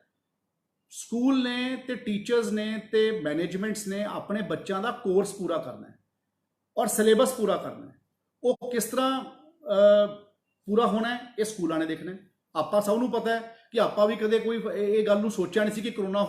ਦੀ ਮਹਾਮਾਰੀ ਕਰਕੇ ਸਕੂਲ ਬੰਦ ਹੋ ਜਾਣਗੇ, ਔਰ ਜੇ ਸਕੂਲ ਬੰਦ ਹੋ ਗਏ ਤੇ ਜੇ ਸਾਡੇ ਕੋਲੇ ਕੋਈ ਸਮਾਂ ਬਚਿਆ ਹੈ, ਜਿਹੜਾ ਸਮਾਂ ਬਚਿਆ ਹੈ ਉਸ ਦੇ ਵਿੱਚ ਹੀ ਲੋਕ ਆਪਣੇ ਬੱਚਿਆਂ ਨੂੰ ਪੜ੍ਹਾਉਣਗੇ ਤੇ ਪੜ੍ਹਾ ਕੇ ਆਪਣੇ ਬੱਚਿਆਂ ਦਾ ਕੋਰਸ ਪੂਰਾ ਕਰਨਗੇ, ਤਾਂ ਹੀ ਸਾਡੇ ਬੱਚੇ ਅਗਲੀ ਕਲਾਸਾਂ 'ਚ ਜਾਣਗੇ। ਅੱਜ ਤਾਂ ਹਲੇ ਜਿਹੜੇ ਬੱਚੇ ਪਹਿਲੀ ਤੋਂ ਲੈ ਕੇ 10ਵੀਂ 11ਵੀਂ ਤੱਕ ਪੜ੍ਹ ਰਹੇ ਹੈ ਉਹਨਾਂ ਦੀ ਤਾਂ ਕੋਈ ਕੈਰੀਅਰ ਕਲਾਸਿਸ ਨਹੀਂ ਹੈ, ਪਰ ਲੇਕਿਨ ਜੇ ਆਪਾਂ ਉਹਨਾਂ ਨੂੰ ਉਹਨਾਂ ਦੇ ਹਰ ਸਾਲ ਦਾ ਕੋਰਸ ਪੂਰਾ ਕਰਾਉਣ ਵਾਸਤੇ ਕੋਈ ਕਮੀ ਛੱਡ ਦਾਂਗੇ ਤਾਂ ਉਹ ਜਦੋਂ ਆਪਣੇ ਪ੍ਰੋਫੈਸ਼ਨਲ ਕੋਰਸ ਵਿੱਚ ਜਾਣ ਵਾਸਤੇ ਉਹਨਾਂ ਦੇ ਮਾਰਕਸ ਦੀ ਲੋੜ ਹੋਊਗੀ ਤਾਂ ਜੇ ਉਹ ਅੱਜ ਪਿੱਛੇ ਰਹਿ ਗਏ ਤਾਂ ਫਿਰ ਸਾਰੀ ਉਮਰ ਪਿੱਛੇ ਰਹਿ ਜਾਣਗੇ। ਤੋ ਇਸ ਕਰਕੇ ਜਿਹੜੇ ਲੋਕ ਪ੍ਰਾਈਵੇਟ ਸਕੂਲਾਂ ਦੀ ਇੱਕ ਜ਼ਿੰਮੇਵਾਰੀ ਹੈ ਕਿ ਉਹ ਆਪਣੇ ਬੱਚਿਆਂ ਨੂੰ ਆਪਣਾ ਸਿਲੇਬਸ ਪੂਰਾ ਕਰਾਉਣ ਵਾਸਤੇ ਉਹ ਆਪਣੇ ਹਰ ਚੀਜ਼ ਦੇ ਉੱਪਰ ਗੱਲ ਕਰਨ। ਇਸ ਤੋਂ ਇਲਾਵਾ ਇੱਕ ਸਵਾਲ ਫਤਿਹਗੜ੍ਹ ਸਾਹਿਬ ਤੋਂ ਦੁਬਾਰਾ ਬੈਂਸ ਸਾਹਿਬ ਹੈ, ਕੋਈ ਦਵਿੰਦਰ ਬੈਂਸ ਜੀ, ਉਹਨਾਂ ਨੇ ਲਿਖਿਆ, ਉਹਦੇ 'ਚ ਵੀ ਉਹਨਾਂ ਨੇ ਡਰਾਈਵਰ ਤੇ ਕੰਡਕਟਰਸ ਦੀ ਸੈਲਰੀ ਵਾਸਤੇ ਗੱਲ ਕੀਤੀ ਹੈ ਕਿ ਸਾਨੂੰ ਇੰਸ਼ੋਰੈਂਸ ਦੇਣੀ ਪੈਂਦੀ ਹੈ ਔਰ ਸਾਨੂੰ ਆਪਣਾ ਨਾਲ ਦੇ ਨਾਲ ਟੈਕਸ ਭਰਨੇ ਪੈਂਦੇ ਆ, ਤੇ ਅਸੀਂ ਕਿਸ ਤਰ੍ਹਾਂ ਡਰਾਈਵਰਾਂ ਤੇ ਕੰਡਕਟਰਾਂ ਦੀ ਸੈਲਰੀਜ਼ ਦਈਏ ਕਿਉਂਕਿ ਸਾਨੂੰ ਫੀਸ ਪੂਰੀ ਨਹੀਂ ਮਿਲ ਰਹੀ ਜਾਂ ਸਾਨੂੰ ਟਰਾਂਸਪੋਰਟੇਸ਼ਨ ਫੀਸ ਨਹੀਂ ਮਿਲ ਰਹੀ। ਤੇ ਮੈਂ ਪਹਿਲਾਂ ਵੀ ਇਹ ਗੱਲ ਦਾ ਜਵਾਬ ਦਿੱਤਾ ਹੈ ਔਰ ਮੈਂ ਹੁਣ ਵੀ ਕਹਿਣਾ ਚਾਹੁੰਦਾ ਕਿ ਕਰੋਨਾ ਕਿਸ ਨੂੰ ਨਹੀਂ ਪਤਾ ਸੀ ਆ ਜਾਊਗਾ, ਤੇ ਅੱਜ ਆਪਾਂ ਹਾਲੇ 2-3 ਮਹੀਨੇ ਅਸੈਸ ਕਰ ਲਈਏ, ਇਹਦੇ ਉੱਪਰ ਇੱਕ ਕੰਸੀਡਰੇਟ ਵਿਊ ਲੈ ਕੇ ਸਰਕਾਰ ਦੇ ਕੋਲ ਰੱਖਾਂਗੇ। ਅਸੀਂ ਉਹ ਲੋਕਾਂ ਨੂੰ ਵੀ ਕੋਈ ਜ਼ਿਆਦਾ ਤੰਗ ਨਹੀਂ ਕਰਨਾ ਚਾਹੁੰਦੇ, ਪਰ ਮੈਨੂੰ ਪਤਾ ਹੈ ਕਿ ਹਰ ਪ੍ਰਾਈਵੇਟ ਸਕੂਲ ਦਾ ਆਪਣੇ ਮੈਨੇਜਮੈਂਟ ਦੇ ਨਾਲ ਕੋਈ ਵੀ ਆਪਣੇ ਚੰਗੇ ਡਰਾਈਵਰ ਨੂੰ ਤੇ ਚੰਗੇ ਕੰਡਕਟਰ ਨੂੰ ਛੱਡਣਾ ਨਹੀਂ ਚਾਹੁੰਦਾ। ਹਰ ਸਾਥੀ ਨੂੰ ਆਪਣੇ ਬੰਦਿਆਂ ਦੀ ਲੋੜ ਹੈ। ਔਰ ਦੂਜੇ ਪਾਸੇ ਮੈਂ ਇਹ ਵੀ ਅੰਡਰਸਟੈਂਡ ਕਰਦਾ ਕਿ ਜਿਹੜਾ ਕੋਈ ਪ੍ਰਾਈਵੇਟ ਟਰਾਂਸਪੋਰਟਰ ਹੈ ਔਰ ਉਹ ਆਪਣੀ ਪ੍ਰਾਈਵੇਟ ਟਰਾਂਸਪੋਰਟ ਸਕੂਲ ਨੂੰ ਦੇ ਰਿਹਾ ਬੱਚਿਆਂ ਦੀ ਢੋਆ ਢੁਆਈ ਵਾਸਤੇ, ਉਹ ਪ੍ਰਾਈਵੇਟ ਟਰਾਂਸਪੋਰਟਰ ਨੂੰ ਵੀ ਸਸਟੇਨ ਕਰਨ ਦੀ ਲੋੜ ਹੈ। ਇਸ ਕਰਕੇ ਮੈਂ ਕਿਹਾ ਕਿ ਜੇ ਮੈਂ ਪ੍ਰਾਈਵੇਟ ਟਰਾਂਸਪੋਰਟਰ ਜਿਹੜੇ ਟਰਾਂਸਪੋਰਟਰਸ ਹੈ ਸੈਪਰੇਟਲੀ ਤੇ ਉਹ ਗੱਲ ਕਰ ਰਹੇ ਤਾਂ ਅਸੀਂ ਇੱਕ ਵਾਰ ਇਹ ਦੇਖਦੇ ਹਾਂ ਕਿ ਕਰੋਨਾ ਕਦੋਂ ਖਤਮ ਹੁੰਦਾ ਹੈ ਉਸ ਤੋਂ ਬਾਅਦ ਇਹਨੂੰ ਸਰਕਾਰ ਦੇ ਪੱਧਰ ਤੇ ਇੱਕ ਕੰਸੀਡਰਡ ਵਿਊ ਵਾਸਤੇ ਰੱਖਾਂਗੇ। ਜੇ ਕੋਈ ਜ਼ਿਆਦਾ ਲੰਬਾ ਚੱਲ ਜਾਂਦਾ ਹੈ, ਤੁਹਾਨੂੰ ਸਾਰਿਆਂ ਨੂੰ ਇਹ ਵੀ ਪਤਾ ਹੈ ਕਿ 2-3 ਸਾਲਾਂ ਬਾਅਦ ਬਹੁਤ ਚੰਗੇ ਬਜਟ ਪੰਜਾਬ ਸਰਕਾਰ ਨੇ ਪੇਸ਼ ਕੀਤਾ ਸੀਗਾ। ਸਾਡੇ ਕੋਲ ਵੀ ਇਨੀਸ਼ੀਅਲੀ ਜਦੋਂ ਪਿਛਲੀ ਸਰਕਾਰ ਤੋਂ ਬਾਅਦ ਕਾਂਗਰਸ ਪਾਰਟੀ ਦੀ ਸਰਕਾਰ ਆਈ, ਕੈਪਟਨ ਅਮਰਿੰਦਰ ਸਿੰਘ ਜੀ ਨੇ ਸੂਬੇ ਦੀ ਵਾਗਡੋਰ ਸੰਭਾਲੀ, ਉਸ ਵੇਲੇ ਫਾਈਨੈਂਸ਼ੀਅਲ ਹਾਲਤ ਵੀ ਬਹੁਤ ਜ਼ਿਆਦਾ ਚੰਗੀ ਨਹੀਂ ਸੀ ਤੇ ਅਸੀਂ ਵੀ ਪਿਛਲੇ 2-3 ਸਾਲ ਦੇ ਵਿੱਚ ਉਸ ਨੂੰ ਠੀਕ ਕਰਤਾ ਸੀ ਔਰ ਇਸ ਵਾਰ ਬਹੁਤ ਸੋਹਣਾ ਬਜਟ ਫਾਈਨੈਂਸ ਡਿਪਾਰਟਮੈਂਟ ਨੇ ਸਾਡੇ ਸਰਕਾਰ ਨੇ ਪੇਸ਼ ਕੀਤਾ ਸੀ ਔਰ ਪੰਜਾਬ ਦੇ ਲੋਕਾਂ ਦੇ ਹਿੱਤ ਵਾਸਤੇ ਕੀਤਾ ਸੀ। ਸੋ ਲੁਕਿੰਗ ਐਟ ਕਿ ਅੱਜ ਕੋਈ ਟੈਕਸ ਆਣਾ ਬੰਦ ਹੋ ਗਿਆ, ਹਰ ਜਗ੍ਹਾ ਦੇ ਉੱਪਰ GST ਆਣਾ ਬੰਦ ਹੋ ਗਿਆ, ਹਰ ਚੀਜ਼ ਦੀ ਸੇਲਸ ਬੰਦ ਹੋ ਗਈਆਂ, ਸਰਕਾਰ ਦੀ ਆਮਦਨ ਬੰਦ ਹੋ ਗਈ, ਹਰ ਚੀਜ਼ ਨੂੰ ਨੈਟ ਇੰਪੈਕਟ ਇਫੈਕਟ ਹੋ ਰਿਹਾ ਹੈ। ਉਹ ਸਾਰੀਆਂ ਗੱਲਾਂ ਨੂੰ ਦੇਖਦੇ ਹੋਏ ਕੀ ਫਾਈਨੈਂਸ਼ੀਅਲ ਪੋਜੀਸ਼ਨ ਬਣਦੀ ਹੈ, ਉਸ ਨੂੰ ਗੱਲ ਦੇ ਸੋਚਦੇ ਹੋਏ ਆਪਾਂ ਇਸ ਦੇ ਉੱਪਰ ਫੈਸਲਾ ਕਰਾਂਗੇ। ਇੱਕ ਸਾਡੇ ਜਸਪ੍ਰੀਤ ਸਿੰਘ ਹੈ ਲੁਧਿਆਣੇ ਤੋਂ, ਉਹਨਾਂ ਨੇ ਲਿਖਿਆ ਹੈ ਕਿ ਇਹ ਸਕੂਲ ਕਦ ਖੁੱਲਣਗੇ। ਦੇਖੋ ਭਾਜੀ, ਗੱਲ ਇਹ ਹੈ ਜਸਪ੍ਰੀਤ ਜੀ,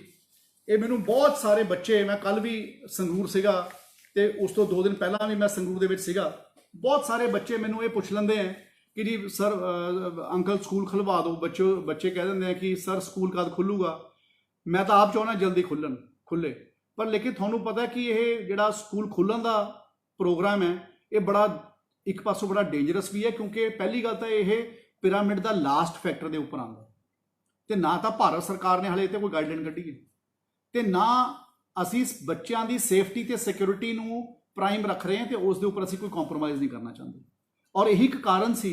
ਕਿ ਅਸੀਂ 10ਵੀਂ ਦੇ ਜਿਹੜੇ ਬੱਚੇ ਸੀ ਜਾਂ 5ਵੀਂ ਤੇ 8ਵੀਂ ਦੀ ਜਿਹੜੀਆਂ ਸਾਡੇ ਜਿਹੜੇ ਬੱਚੇ ਸੀਗੇ, ਅਸੀਂ ਉਹਨਾਂ ਨੂੰ ਬਿਨਾਂ ਐਗਜ਼ਾਮਸ ਲਿੱਤੇ ਪ੍ਰਮੋਟ ਕੀਤਾ ਤਾਂ ਕਿ ਉਹ ਆਪਣੀ ਪੜ੍ਹਾਈ ਦੇ ਵਿੱਚ ਵੀ ਪਿੱਛੇ ਨਾ ਰਹਿਣ ਤੇ ਉਹ ਆਪਣੇ ਬੱਚੇ ਆਪਣੀ ਅਗਲੀ ਕਲਾਸ ਦੀ ਪੜ੍ਹਾਈ ਵੀ ਸ਼ੁਰੂ ਕਰ ਸਕਣ, ਤਾਂ ਕਿ ਉਹ ਸੋਸ਼ਲ ਡਿਸਟੈਂਸਿੰਗ ਵੀ ਮੇਨਟੇਨ ਹੋਵੇ। ਕਿਉਂਕਿ ਬੱਚਿਆਂ ਨੂੰ ਕੰਟਰੋਲ ਕਰਨਾ ਬੜਾ ਔਖਾ ਹੁੰਦਾ।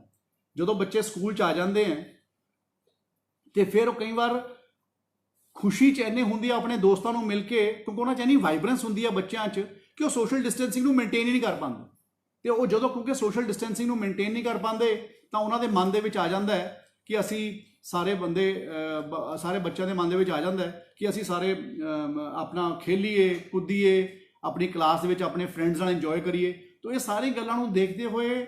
ਔਰ ਬੱਚਿਆਂ ਦੀ ਸੇਫਟੀ ਤੇ ਸਿਕਿਉਰਿਟੀ ਨੂੰ ਦੇਖਦੇ ਹੋਏ ਜਾਂ ਕਰੋਨਾ ਦੀ ਪੈਂਡੇਮਿਕ ਦੀ ਸਿਚੁਏਸ਼ਨ ਨੂੰ ਪੂਰੇ ਦੇਸ਼ ਦੇ ਵਿੱਚ ਦੇਖਦੇ ਹੋਏ ਸਾਡੇ ਮਨ ਦੇ ਵਿੱਚ ਇਹੀ ਗੱਲ ਹੈ ਕਿ ਅਸੀਂ ਸਾਰੇ ਬੱਚਿਆਂ ਨੂੰ ਹਲੇ ਸਕੂਲ ਖੋਲ੍ਹਣ ਵਾਸਤੇ ਉਦੋਂ ਤੱਕ ਅਸੀਂ ਆਪਣੇ ਮਨ ਨੂੰ ਨਹੀਂ ਬਣਾ ਰਹੇ ਜਿੰਨੀ ਦੇਰ ਤੱਕ ਇਹ ਕਰੋਨਾ ਦੀ ਮਹਾਮਾਰੀ 100% ਠੀਕ ਨਹੀਂ ਹੋ ਜਾਂਦੀ। ਇਸ ਤੋਂ ਬਾਅਦ ਜਲੰਧਰ ਤੋਂ ਇੱਕ ਹੋਰ ਸਵਾਲ ਮੇਰੇ ਕੋਲ ਆਇਆ ਹੈ ਜਿਹਦੇ 'ਚ ਕਿਹਾ ਗਿਆ ਹੈ ਕਿ ਬੁੱਕਸ ਵਾਸਤੇ ਵਿਪਨ ਸ਼ਰਮਾ ਜੀ ਹੈ ਕੋਈ ਜਲੰਧਰ ਤੋਂ, ਉਹਨਾਂ ਨੇ ਕਿਹਾ ਕਿ ਜਿਹੜੀਆਂ ਨਵੇਂ ਸੈਸ਼ਨ ਦੀਆਂ ਬੁੱਕਸ ਹੈ ਉਹ 5000 ਰੁਪਏ ਕਾਸਟ ਕਰਦੀਆਂ ਕਿ ਇਹ ਪੈਂਡੇਮਿਕ ਮਾਹੌਲ ਦੇ ਵਿੱਚ ਬੜੀ ਇਰੈਲੇਵੈਂਟ ਜੀ ਗੱਲ ਹੈ। ਬਿਲਕੁਲ ਠੀਕ ਹੈ, ਮੈਂ ਤੁਹਾਨੂੰ ਪਹਿਲਾਂ ਕਹਿ ਕੇ ਚੁੱਕਿਆ ਹਾਂ ਕਿ ਸਰਕਾਰ ਦਾ ਕਲੀਅਰ ਆਰਡਰ ਹੈ, ਪਹਿਲਾਂ ਤੋਂ ਵੀ ਆਇਆ ਹੋਇਆ। ਅਸੀਂ ਦੁਬਾਰਾ ਵੀ 6 ਜਾਂ 7 ਅਪ੍ਰੈਲ ਨੂੰ ਦੁਬਾਰਾ ਆਰਡਰ ਕੱਢਿਆ ਸੀ ਜਿਸ 'ਚ ਅਸੀਂ ਕਿਹਾ ਕਿ ਕੋਈ ਸਕੂਲ ਕਿਸੇ ਪੇਰੈਂਟਸ ਨੂੰ ਫੋਰਸ ਨਹੀਂ ਕਰ ਸਕਦਾ ਕਿ ਜਿਹੜੀਆਂ ਕਿਤਾਬਾਂ ਉਹ ਸਾਡੇ ਸਕੂਲ 'ਚੋਂ ਖਰੀਦਣੀਆਂ ਹੈ। ਸਾਰੇ ਸਕੂਲਾਂ ਦੀਆਂ ਵੈਬਸਾਈਟ ਦੇ ਉੱਪਰ ਹਰ ਕਲਾਸ ਦੀਆਂ ਕਿਤਾਬਾਂ ਨੂੰ ਡਿਸਪਲੇ ਕੀਤਾ ਗਿਆ ਔਰ ਉਹਨਾਂ ਦੇ ਰਾਹੀਂ ਹੀ ਤੁਸੀਂ ਆਪਣਾ ਬੱਚਿਆਂ ਨੇ ਸਕੂਲਾਂ ਦੇ ਆਪਣੇ ਬੁੱਕਸ ਨੂੰ ਬਾਏ ਕਰਨਾ ਹੈ, ਚਾਹੇ ਉਹ ਪ੍ਰਾਈਵੇਟ ਦੁਕਾਨਾਂ ਤੋਂ ਜਾ ਕੇ ਬਾਏ ਕਰੋ, ਚਾਹੇ ਬਾਜ਼ਾਰ 'ਚੋਂ ਬਾਏ ਕਰੋ ਤੇ ਚਾਹੇ ਸਕੂਲ ਦੀ ਟੱਕ ਸ਼ਾਪ 'ਚੋਂ ਬਾਏ ਕਰੋ, ਜਿੱਥੋਂ ਸਸਤੀਆਂ ਮਿਲਦੀਆਂ ਉੱਥੋਂ ਲੈ ਲਓ। ਇਹ ਕਲੀਅਰ ਇੰਸਟਰਕਸ਼ਨਸ ਹੈ ਔਰ ਜੇ ਫਿਰ ਵੀ ਕੋਈ ਦਿੱਕਤ ਆਵੇ ਤਾਂ ਸਾਡੇ ਨੋਡਲ ਆਫਿਸਰਸ ਨਾਲ ਤੁਸੀਂ ਸੰਪਰਕ ਕਰੋ। ਮੇਰੇ ਈਮੇਲ ਆਈਡੀ ਦੇ ਉੱਪਰ ਤੁਸੀਂ ਆਪਣੀ ਗੱਲ ਭੇਜ ਸਕਦੇ ਹੋ। ਇਸ ਤੋਂ ਇਲਾਵਾ ਇੱਕ ਸੁਮੀਤਾ ਸ਼ਰਮਾ ਜੀ ਦਾ ਸਵਾਲ ਆਇਆ ਜਿਹਦੇ 'ਚ ਉਹਨਾਂ ਨੇ ਕਿਹਾ ਕਿ ਸਾਡੇ ਸਕੂਲ ਦੇ ਵਿੱਚ ਪਿਛਲੇ ਸਾਲ 'ਚ ਅਸੀਂ ਬੱਚੇ ਪੜ੍ਹਾ ਰਹੇ ਸੀ, ਨਵੀਂ ਐਡਮਿਸ਼ਨ ਅਸੀਂ ਲਿੱਤੀ ਨਹੀਂ ਹਲੇ ਤੇ ਹੁਣ ਸਕੂਲ ਵਾਲੇ ਪਹਿਲਾਂ ਐਡਮਿਸ਼ਨ ਫੀਸ ਮੰਗਦੇ ਆ ਤੇ ਉਸ ਤੋਂ ਬਾਅਦ ਉਹ ਸਾਨੂੰ ਐਡਮਿਸ਼ਨ ਦੇਣਗੇ। ਜੇ ਕੋਈ ਇਹੋ ਜਿਹੀ ਗੱਲ ਹੈਗੀ ਹੈ ਤੁਸੀਂ ਮੈਨੂੰ ਈਮੇਲ ਲਿਖ ਦਿਓ, ਮੈਂ ਚੈੱਕ ਕਰ ਲੈਣਾ ਕਿ ਕਿਹੜਾ ਸਕੂਲ ਹੈ। ਮੇਰਾ ਈਮੇਲ ਆਈਡੀ vijayindersingla@gmail.com ਹੈਗਾ, ਤਾਂ ਕਿ ਕੋਈ ਵੀ ਬੱਚਾ ਜਿਹੜਾ ਪਹਿਲਾਂ ਪਿਛਲੇ ਕਿਸੇ ਵੀ ਕਲਾਸ 'ਚ ਪਿਛਲੇ ਸਕੂਲ 'ਚ ਪੜ੍ਹਦਾ ਸੀ ਤੇ ਉਹ ਨਵੇਂ ਸਕੂਲ 'ਚ ਜਾਣਾ ਚਾਹੁੰਦਾ ਫਿਰ ਵੱਖਰੀ ਗੱਲ ਹੈ, ਪਰ ਜੇ ਉਹ ਸੇਮ ਸਕੂਲ ਦੇ ਵਿੱਚ ਅਗਲੀ ਕਲਾਸ 'ਚ ਐਡਮਿਸ਼ਨ ਲੈਣਾ ਚਾਹੁੰਦਾ ਹੈ ਤੇ ਉਹਨੂੰ ਇਹ ਦਿੱਕਤ ਆ ਰਹੀ ਹੈ ਤੇ ਉਹਨੂੰ ਜਾਂ ਆਨਲਾਈਨ ਕਲਾਸਿਸ ਦੇ ਵਿੱਚੋਂ ਦੂਰ ਕੀਤਾ ਗਿਆ ਤਾਂ ਉਹ ਬੱਚੇ ਮੇਰੇ ਨਾਲ ਈਮੇਲ ਦੇ ਉੱਪਰ ਮੈਨੂੰ ਪੇਰੈਂਟਸ ਲਿਖ ਸਕਦੇ ਤਾਂ ਮੈਂ ਉਸ ਗੱਲ ਨੂੰ ਹੱਲ ਕਰਨ ਦੀ ਕੋਸ਼ਿਸ਼ ਕਰਾਂਗਾ। ਇਸ ਤੋਂ ਇਲਾਵਾ ਗੁਰਦਾਸਪੁਰ ਤੋਂ ਸਵਾਲ ਆਇਆ ਕੁਲਦੀਪ ਪੁਰੇਵਾਲ ਜੀ ਦਾ ਔਰ ਇਹ ਵਾਲਾ ਸਵਾਲ ਬਹੁਤ ਸਾਰੇ ਪੇਰੈਂਟਸ ਨੇ ਜਿਹੜੇ ਬੱਚੇ ਐਕੈਡੈਮਿਕਸ ਦੇ ਵਿੱਚ ਬੜੇ ਨੰਬਰ ਸਕੋਰ ਕਰਦੇ ਹੈ ਉਹਨਾਂ ਨੇ ਬੜੇ ਪੇਰੈਂਟਸ ਨੇ ਕੀਤਾ ਹੈ ਕਿ ਕੀ ਇਹ ਕਰੋਨਾ ਦੀ ਮਹਾਮਾਰੀ ਕਰਕੇ ਕੋਈ ਸਿਲੇਬਸ ਰਿਡਿਊਸ ਹੋਊਗਾ ਇਸ ਸਾਲ ਦਾ। ਇਹ ਬਿਲਕੁਲ ਅਸੀਂ ਪ੍ਰਪੋਜ਼ ਕਰ ਰਹੇ ਹਾਂ ਕਿ ਅਗਰ 3 ਮਹੀਨੇ ਸਕੂਲ ਬੰਦ ਰਹਿੰਦੇ ਹੈ ਇਹ ਭਾਰਤ ਸਰਕਾਰ ਨੂੰ ਵੀ ਮੈਂ ਸੁਜੈਸ਼ਨ ਦਿੱਤੀ ਹੈ, ਮਿਨਿਸਟਰੀ ਆਫ HRD ਨੂੰ, ਕਿਉਂਕਿ ਅਗਰ ਅਸੀਂ ਜਿਹੜੇ ਬੱਚੇ ਅੱਜ 12ਵੀਂ ਦੇ ਵਿੱਚ ਗਏ ਹੈ ਤੇ ਜੇ ਅਸੀਂ ਉਹਨਾਂ ਦੇ ਪੂਰੇ ਸਾਲ ਦੇ ਕੋਰਸ ਨੂੰ ਰਿਡਿਊਸ ਨਹੀਂ ਕਰਾਂਗੇ ਤਦ ਤੱਕ ਉਹਨਾਂ ਦੀ ਪਰਫਾਰਮੈਂਸ ਵਿੱਚ ਫਰਕ ਆਊਗਾ। ਔਰ ਇਸੇ ਤਰੀਕੇ ਨਾਲ ਜਿਹੜੇ ਪ੍ਰੋਫੈਸ਼ਨਲ ਕੋਰਸਿਸ ਵੀ ਇਸ ਸਾਲ 'ਚ ਸ਼ੁਰੂ ਹੋ ਰਹੇ ਹੈ, ਜਿਹੜੇ ਬੱਚੇ 2020 ਵਿੱਚ ਐਂਟਰ ਕਰਨਗੇ, ਚਾਹੇ ਉਹ ਫਸਟ ਈਅਰ 'ਚ ਕਰਨਗੇ, ਚਾਹੇ ਉਹ ਇੰਜੀਨੀਅਰਿੰਗ 'ਚ ਕਰਨਗੇ, ਚਾਹੇ ਉਹ MBBS 'ਚ ਕਰਨਗੇ, ਜਿਹੜੇ 'ਚ ਕਰਨਗੇ, ਮੈਂ ਭਾਰਤ ਸਰਕਾਰ ਨੂੰ ਇਹ ਵੀ ਕਿਹਾ ਕਿ ਤੁਸੀਂ ਇੱਕ ਸਮੈਸਟਰ ਨੂੰ ਆਪਣਾ ਘਟਾ ਦਈਏ ਤਾਂ ਕਿ ਜਿਹੜੇ ਬੱਚਿਆਂ ਦੀ ਇਸ ਸਾਲ ਐਂਟਰੀ ਹੋਵੇ, ਅਗਰ ਵੈਸੇ ਕਿਸੇ ਕੋਰਸ ਦੇ 8 ਸਮੈਸਟਰ ਹੈ ਅਸੀਂ ਉਹਨਾਂ ਨੂੰ 7 ਸਮੈਸਟਰ ਕਰ ਦਈਏ ਤਾਂ ਕਿ ਸਾਡੇ ਬੱਚਿਆਂ ਦੇ ਉੱਪਰ ਲੋਡ ਵੀ ਘੱਟ ਪਵੇ, ਸਾਲ ਵੀ ਉਹਨਾਂ ਦਾ ਖਰਾਬ ਨਾ ਹੋਵੇ ਤੇ ਬੱਚਿਆਂ ਨੂੰ ਵੱਡੇ ਪੈਮਾਨੇ ਤੇ ਫਾਇਦਾ ਹੋ ਸਕੇ। ਇਸ ਤੋਂ ਇਲਾਵਾ ਇੱਕ ਤਰਨਤਾਰਨ ਤੋਂ ਸਵਾਲ ਹੈ ਰੁਪਿੰਦਰਜੀਤ ਸੰਧੂ ਜੀ ਦਾ, ਜਿਸ 'ਚ ਉਹਨਾਂ ਨੇ ਕਿਹਾ ਹੈ ਕਿ ਜਿਹੜੇ ਸਾਡੇ ਬੱਚੇ ਹੈ ਕਿ ਇਹਨਾਂ ਨੂੰ ਲੋਕਡਾਊਨ ਪੀਰੀਅਡ ਜਦੋਂ ਖਤਮ ਹੋ ਜਾਊਗਾ ਉਸ ਤੋਂ ਬਾਅਦ ਸਾਰੀਆਂ ਫੀਸਾਂ ਦੇਣੀਆਂ ਪੈਣਗੀਆਂ ਕਿ ਨਹੀਂ ਦੇਣੀਆਂ ਪੈਣਗੀਆਂ। ਕਿਉਂਕਿ ਮੈਂ ਇਹ ਪਹਿਲਾਂ ਵੀ ਗੱਲ ਕਹੀ ਸੀਗੀ, ਮੈਂ ਦੁਬਾਰਾ ਕਲੈਰੀਫਾਈ ਕਰ ਦਿੰਦਾ ਹੋਰ ਬੈਟਰ ਤਰੀਕੇ ਦੇ ਨਾਲ ਕਿ ਜਿੰਨਾ ਪੀਰੀਅਡ ਰਿਮੇਨਿੰਗ ਪੀਰੀਅਡ ਹੋਊਗਾ, ਅੱਜ ਅਸੀਂ ਸਕੂਲਾਂ ਨੂੰ ਆਨਲਾਈਨ ਕਲਾਸਿਸ ਜਿਹੜੇ ਸਕੂਲ ਦੇ ਰਹੇ ਹੈ ਉਹਨਾਂ ਨੂੰ ਅਸੀਂ ਟਿਊਸ਼ਨ ਫੀਸ ਦੇਣ ਵਾਸਤੇ ਲੈਣ ਵਾਸਤੇ ਅਸੀਂ ਅਲਾਉ ਕੀਤਾ। ਜੇ 3 ਮਹੀਨੇ ਲਾਕਡਾਊਨ ਚੱਲ ਜਾਂਦਾ ਹੈ ਫਿਰ ਜਿਹੜੇ ਵੀ ਤੁਸੀਂ ਫੈਸਿਲਿਟੀਜ਼ ਯੂਜ਼ ਕਰੋਗੇ ਸਕੂਲ ਦੇ, ਜੇ ਸਪੋਜ਼ ਤੁਸੀਂ ਬੱਸਾਂ ਯੂਜ਼ ਕਰੋਗੇ 9 ਮਹੀਨੇ ਵਾਸਤੇ ਤਾਂ ਤੁਸੀਂ 9 ਮਹੀਨੇ ਵਾਸਤੇ ਬੱਚਿਆਂ ਦੀ ਟਰਾਂਸਪੋਰਟੇਸ਼ਨ ਫੀਸ ਦਿਓਗੇ। ਜੇ ਤੁਸੀਂ 9 ਮਹੀਨੇ ਤੁਹਾਡਾ ਬੱਚਾ ਸਕੂਲ 'ਚ ਪੜ੍ਹਦਾ ਹੈ ਤਾਂ ਜੇ 12 ਮਹੀਨਿਆਂ ਦੀ ਐਡਮਿਸ਼ਨ ਫੀਸ 12,000 ਸੀ ਤਾਂ ਜੇ 9 ਮਹੀਨੇ ਤੁਹਾਡਾ ਬੱਚਾ ਸਕੂਲ ਜਾਂਦਾ ਤਾਂ ਤੁਸੀਂ ਐਡਮਿਸ਼ਨ ਫੀਸ 9,000 ਦੇ ਸਕਦੇ ਹੋ। ਉਹਨੇ ਪੀਰੀਅਡ ਦੀ ਐਡਮਿਸ਼ਨ ਫੀਸ ਨੂੰ ਆਪਣੇ ਆਪ ਐਮਿਕੇਬਲੀ ਤੁਸੀਂ ਰਿਡਿਊਸ ਕਰਕੇ ਦੇ ਸਕਦੇ ਹੋ। ਔਰ ਮੈਨੂੰ ਪੂਰਾ ਵਿਸ਼ਵਾਸ ਹੈ ਕਿ ਸਕੂਲਸ ਇਸ ਗੱਲ ਨੂੰ ਪੂਰਾ ਸਪੋਰਟ ਕਰਨਗੇ, ਕਿਉਂਕਿ ਅਸੀਂ ਆਪਣੇ ਬੱਚਿਆਂ ਨੂੰ ਅਗਰ ਅਸੀਂ ਅੱਜ ਰਿਲੀਫ ਦਿੱਤਾ ਹੈ, ਪੇਰੈਂਟਸ ਨੂੰ ਰਿਲੀਫ ਦਿੱਤਾ ਹੈ, ਔਰ ਉਹ ਰਿਲੀਫ ਤਾਂ ਹੀ ਗਰਾਊਂਡ ਲੈਵਲ ਦੇ ਉੱਪਰ ਪ੍ਰੋਪਰਲੀ ਐਗਜ਼ੀਕਿਊਟ ਹੋਊਗਾ ਜੇ ਅਸੀਂ ਇਸ ਗੱਲ ਨੂੰ ਇਸ ਤਰੀਕੇ ਨਾਲ ਇੰਪਲੀਮੈਂਟ ਕਰਾਂਗੇ। ਇਸ ਤੋਂ ਇਲਾਵਾ ਬਠਿੰਡੇ ਤੋਂ ਜਗਪ੍ਰੀਤ ਸਿੰਘ ਹੈ, ਉਹਨਾਂ ਨੇ ਲਿਖਿਆ ਹੈ ਕਿ ਜਦੋਂ ਸਕੂਲ ਦੇ ਬੱਚੇ ਕੋਈ ਸਕੂਲ ਦਾ ਇਨਫਰਾਸਟ੍ਰਕਚਰ ਯੂਜ਼ ਨਹੀਂ ਕਰ ਰਹੇ ਤੇ ਸਿਰਫ ਓਨਲੀ ਆਨਲਾਈਨ ਕਲਾਸਿਸ ਮਿਲ ਰਹੀਆਂ ਹੈ ਕਿ ਐਜੂਕੇਸ਼ਨ ਡਿਪਾਰਟਮੈਂਟ ਕੋਈ ਟਿਊਸ਼ਨ ਫੀਸ ਫਿਕਸ ਕਿਉਂ ਨਹੀਂ ਕਰ ਦਿੰਦਾ ਲੋਕਡਾਊਨ ਪੀਰੀਅਡ ਦੀ ਤਾਂ ਕਿ ਸਕੂਲ ਜ਼ਿਆਦਾ ਚਾਰਜ ਨਾ ਕਰ ਸਕਣ। ਇਹ ਗੱਲ ਆਪਣੇ ਪੰਜਾਬ 'ਚ ਵੇਰੀ ਕਰਦੀ ਹੈ, ਕਈ ਜਗ੍ਹਾ ਦੇ ਉੱਪਰ ਅੱਡ-ਅੱਡ ਤਰ੍ਹਾਂ ਦੇ ਤਰੀਕੇ ਨਾਲ ਫੀਸ ਲਿੱਤੀ ਜਾਂਦੀ ਹੈ ਔਰ ਸਾਨੂੰ ਪਿਛਲੇ ਸਾਲ ਦੀ ਪੇ ਸਲਿੱਪ ਤੋਂ ਪਤਾ ਹੁੰਦਾ ਹੈ ਕਿ ਟਿਊਸ਼ਨ ਫੀਸ ਕਿੰਨੀ ਸੀਗੀ, ਕਿਉਂਕਿ ਪਹਿਲਾਂ ਜਦੋਂ ਪਿਛਲੇ ਸਾਲ ਅਸੀਂ, ਔਰ ਇਹ ਵੀ ਗੱਲ ਮੈਂ ਬਿਲਕੁਲ ਪਬਲਿਕ ਡੋਮੇਨ ਦੇ ਵਿੱਚ ਕਲੀਅਰਲੀ ਕਹਿਣਾ ਚਾਹੁੰਦਾ ਹਾਂ, ਪਿਛਲੇ ਸਾਲ ਦੀ ਫੀਸ ਤੇ ਇਸ ਸਾਲ ਦੀ ਫੀਸ ਦੇ ਵਿੱਚ ਜਿਹੜੀ ਐਨਹਾਂਸਮੈਂਟ ਕਲੌਜ਼ ਹੁੰਦੀ ਸੀ, ਅਸੀਂ ਸਰਕਾਰ ਵੱਲੋਂ ਇਹ ਵੀ ਆਰਡਰ ਕੀਤਾ ਕਿ ਇਸ ਵਾਰ ਕੋਈ ਵੀ ਐਨਹਾਂਸਮੈਂਟ ਚਾਰਜ ਨਹੀਂ ਕਰੂਗਾ। ਪਿਛਲੇ ਸਾਲ ਦੀ ਜੋ ਫੀਸ ਸਟਰਕਚਰ ਹੈ, ਜੇ ਸਪੋਜ਼ ਪਿਛਲੇ ਸਾਲ ਤੁਸੀਂ ਫੀਸ ਦਿੰਦੇ ਸੀਗੇ, ਟਿਊਸ਼ਨ ਫੀਸ ਤੁਸੀਂ 2,000 ਦਿੰਦੇ ਸੀ ਤੇ ਤੁਸੀਂ 1,000 ਕੰਪਿਊਟਰ ਫੀਸ ਦਿੰਦੇ ਸੀ ਤੇ 1,000 ਤੁਸੀਂ ਕਿਸੇ ਹੋਰ ਚੀਜ਼ ਦੀ ਫੀਸ ਦਿੰਦੇ ਸੀ, ਉਹ ਸਾਰੀਆਂ ਫੀਸਾਂ ਦੇ ਜਿਹੜੇ ਪਿਛਲੇ ਸਾਲ ਦੇ ਅੱਡ-ਅੱਡ ਕੰਪੋਨੈਂਟਸ ਹੈ, ਉਹ ਜਿਹੜਾ ਟਿਊਸ਼ਨ ਫੀਸ ਦਾ ਕੰਪੋਨੈਂਟ ਇਸ ਵਾਰ ਸਿਰਫ ਟਿਊਸ਼ਨ ਫੀਸ ਦਾ ਕੰਪੋਨੈਂਟ ਦੇਣਾ ਹੈ ਔਰ ਸਿਰਫ ਉਹ ਸਕੂਲਾਂ ਨੂੰ ਦੇਣਾ ਜਿਹੜੇ ਸਕੂਲ ਆਨਲਾਈਨ ਕਲਾਸਿਸ ਪੜ੍ਹਾ ਰਹੇ ਨੇ। ਇਸ ਤੋਂ ਇਲਾਵਾ ਸਾਡੇ ਕਿਸੇ ਨੇ ਮੈਨੂੰ ਲਿਖਿਆ ਫਿਰੋਜ਼ਪੁਰ ਤੋਂ ਰਾਜਨ ਜੀ ਨੇ,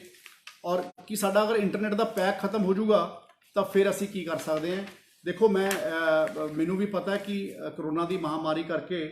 ਅਸੀਂ ਵੀ ਸਰਕਾਰੀ ਸਕੂਲਾਂ 'ਚ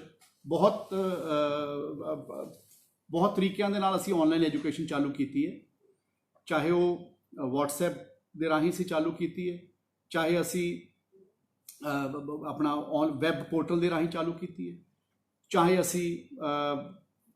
ਇਹਨਾਂ ਦੇ ਚੈਨਲਸ ਲੈ ਰਹੇ ਹਾਂ, ਆਪਣਾ ਦੂਰਦਰਸ਼ਨ ਦੇ ਚੈਨਲਸ ਲੈਤੇ ਹੈ, ਅਸੀਂ ਹੋਰ ਵੀ ਉਹਨਾਂ ਦੇ ਚੈਨਲਸ ਲੈ ਰਹੇ, ਚਾਹੇ ਉਹਦੇ ਰਾਹੀਂ ਚਾਲੂ ਕੀਤੀ ਹੈ। ਅਸੀਂ ਵੀ ਬਹੁਤ ਪਲੇਟਫਾਰਮਸ ਦੇ ਉੱਪਰ ਆਨਲਾਈਨ ਐਜੂਕੇਸ਼ਨ ਚਾਲੂ ਕੀਤੀ ਹੈ ਔਰ ਮੈਂ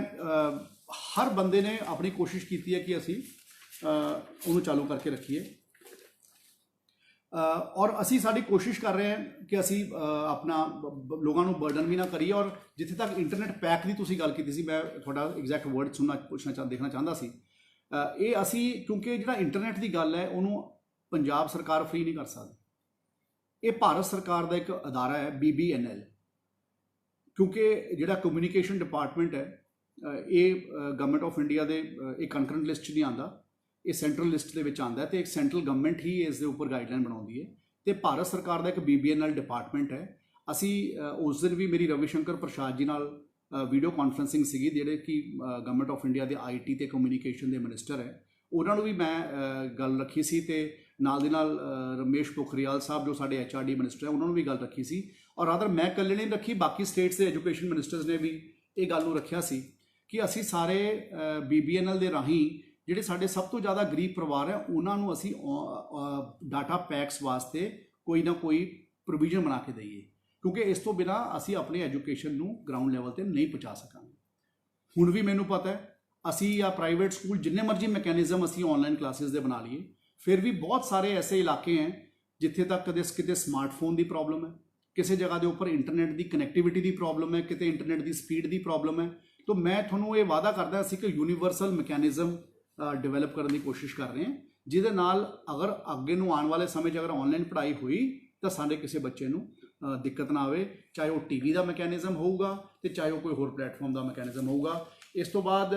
ਇੱਕ ਸਵਾਲ ਮੇਰੇ ਹੁਣ ਗੱਲ ਕਰਦੇ ਕਰਦੇ ਮੇਰੇ ਕੋਲੇ ਭੇਜਿਆ ਮੀਨਾਕਸ਼ੀ ਸ਼ਰਮਾ ਜੀ ਨੇ, ਜਿਸ 'ਚ ਉਹਨਾਂ ਨੇ ਲਿਖਿਆ ਹੈ ਕਿ ਜਿਹੜੀਆਂ 5 ਲੱਖ ਫੈਮਲੀਜ਼ ਹੈ ਉਹ ਆਲਮੋਸਟ ਪ੍ਰਾਈਵੇਟ ਸਕੂਲਸ ਦੇ ਉੱਪਰ ਉਹ ਡਿਪੈਂਡੈਂਟ ਹੈ। ਇਹ ਬਿਲਕੁਲ ਠੀਕ ਹੈ, ਉਹਨਾਂ ਨੇ ਕਿਹਾ ਇਹ, ਕਿਉਂਕਿ ਮੈਂ ਇਹ ਗੱਲ ਜ਼ਰੂਰ ਕਹਿਣਾ ਚਾਹੁੰਦਾ ਕਿ ਅੱਜ ਇੱਕ ਜਿਹੜੀ ਸਿਚੁਏਸ਼ਨ ਹੈ ਸਾਡੇ ਕੋਲ, ਇਹ ਇੱਕ ਬੜੀ ਅਨਪ੍ਰੈਡਿਕਟਡ ਸਿਚੁਏਸ਼ਨ ਹੈ, ਅਨਵਾਂਟਡ ਸਿਚੁਏਸ਼ਨ ਹੈ ਜਿਹੜੀ ਸਾਡੇ ਸਭ ਦੇ ਸਾਹਮਣੇ ਆ ਗਈ। ਔਰ ਮੈਂ ਇਹ ਸਮਝਦਾ ਹਾਂ ਕਿ ਅਸੀਂ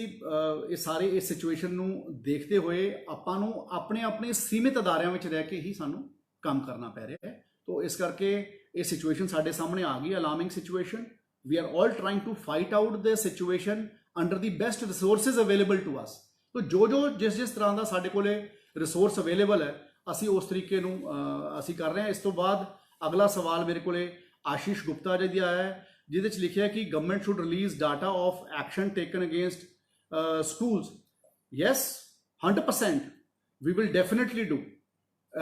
ਤੁਸੀਂ ਮੈਨੂੰ ਅਗਰ ਆਪਣਾ ਈਮੇਲ ਆਈਡੀ ਆਪਣੇ ਸ਼ੇਅਰ ਕਰ ਦੋਗੇ ਤਾਂ ਮੈਂ ਤੁਹਾਨੂੰ ਸਾਰੇ ਪੰਜਾਬ ਦਾ ਡਾਟਾ ਭੇਜ ਦੂੰਗਾ। ਔਰ ਅਸੀਂ ਖਾਸ ਤੌਰ ਤੇ ਜਿਹੜੇ ਲੋਕਾਂ ਨੇ ਪਹਿਲਾਂ ਸਕੂਲਸ ਨੇ ਫਲਾਊਟ ਕੀਤਾ ਸੀਗਾ ਉਹਨਾਂ ਨੂੰ ਅਸੀਂ ਕੇਅਰਫੁਲ ਕੰਸੀਡਰੇਸ਼ਨ ਦੇ ਨਾਲ ਉਹਨਾਂ ਨੂੰ ਕਿਹਾ ਕਿ ਉਹਨਾਂ ਨੇ ਜਵਾਬ ਦਿੱਤਾ। ਕਿਸੇ ਨੇ ਕਿਹਾ ਮੈਨੂੰ ਨੋਟਿਸ ਨਹੀਂ ਮਿਲਿਆ ਸੀ, ਕਿਸੇ ਨੇ ਜਿਨ੍ਹਾਂ ਨੇ ਪਹਿਲਾਂ ਫੀਸ ਮੰਗ ਲਈ ਸੀਗੀ ਜਦੋਂ ਫੀਸ ਡੈਫਰਡ ਸੀਗੀ, ਤੇ ਜਿਹੜੇ ਬੰਦਿਆਂ ਨੇ ਸਾਨੂੰ ਉਸ ਵੇਲੇ ਨੋਟਿਸ ਅਸੀਂ ਕੱਢੇ ਤੇ ਅਸੀਂ ਉਹਨਾਂ ਦਾ ਜਦੋਂ ਉਹਨਾਂ ਦਾ ਰਿਪਲਾਈ ਸਾਡੇ ਕੋਲ ਸ਼ੋ ਕਾਜ਼ ਨੋਟਿਸ ਦਾ ਰਿਪਲਾਈ ਆਇਆ ਤੇ ਉਸ ਦੇ ਰਿਪਲਾਈ ਦੇ ਵਿੱਚ ਦੇ all those schools are under careful monitoring for 3 months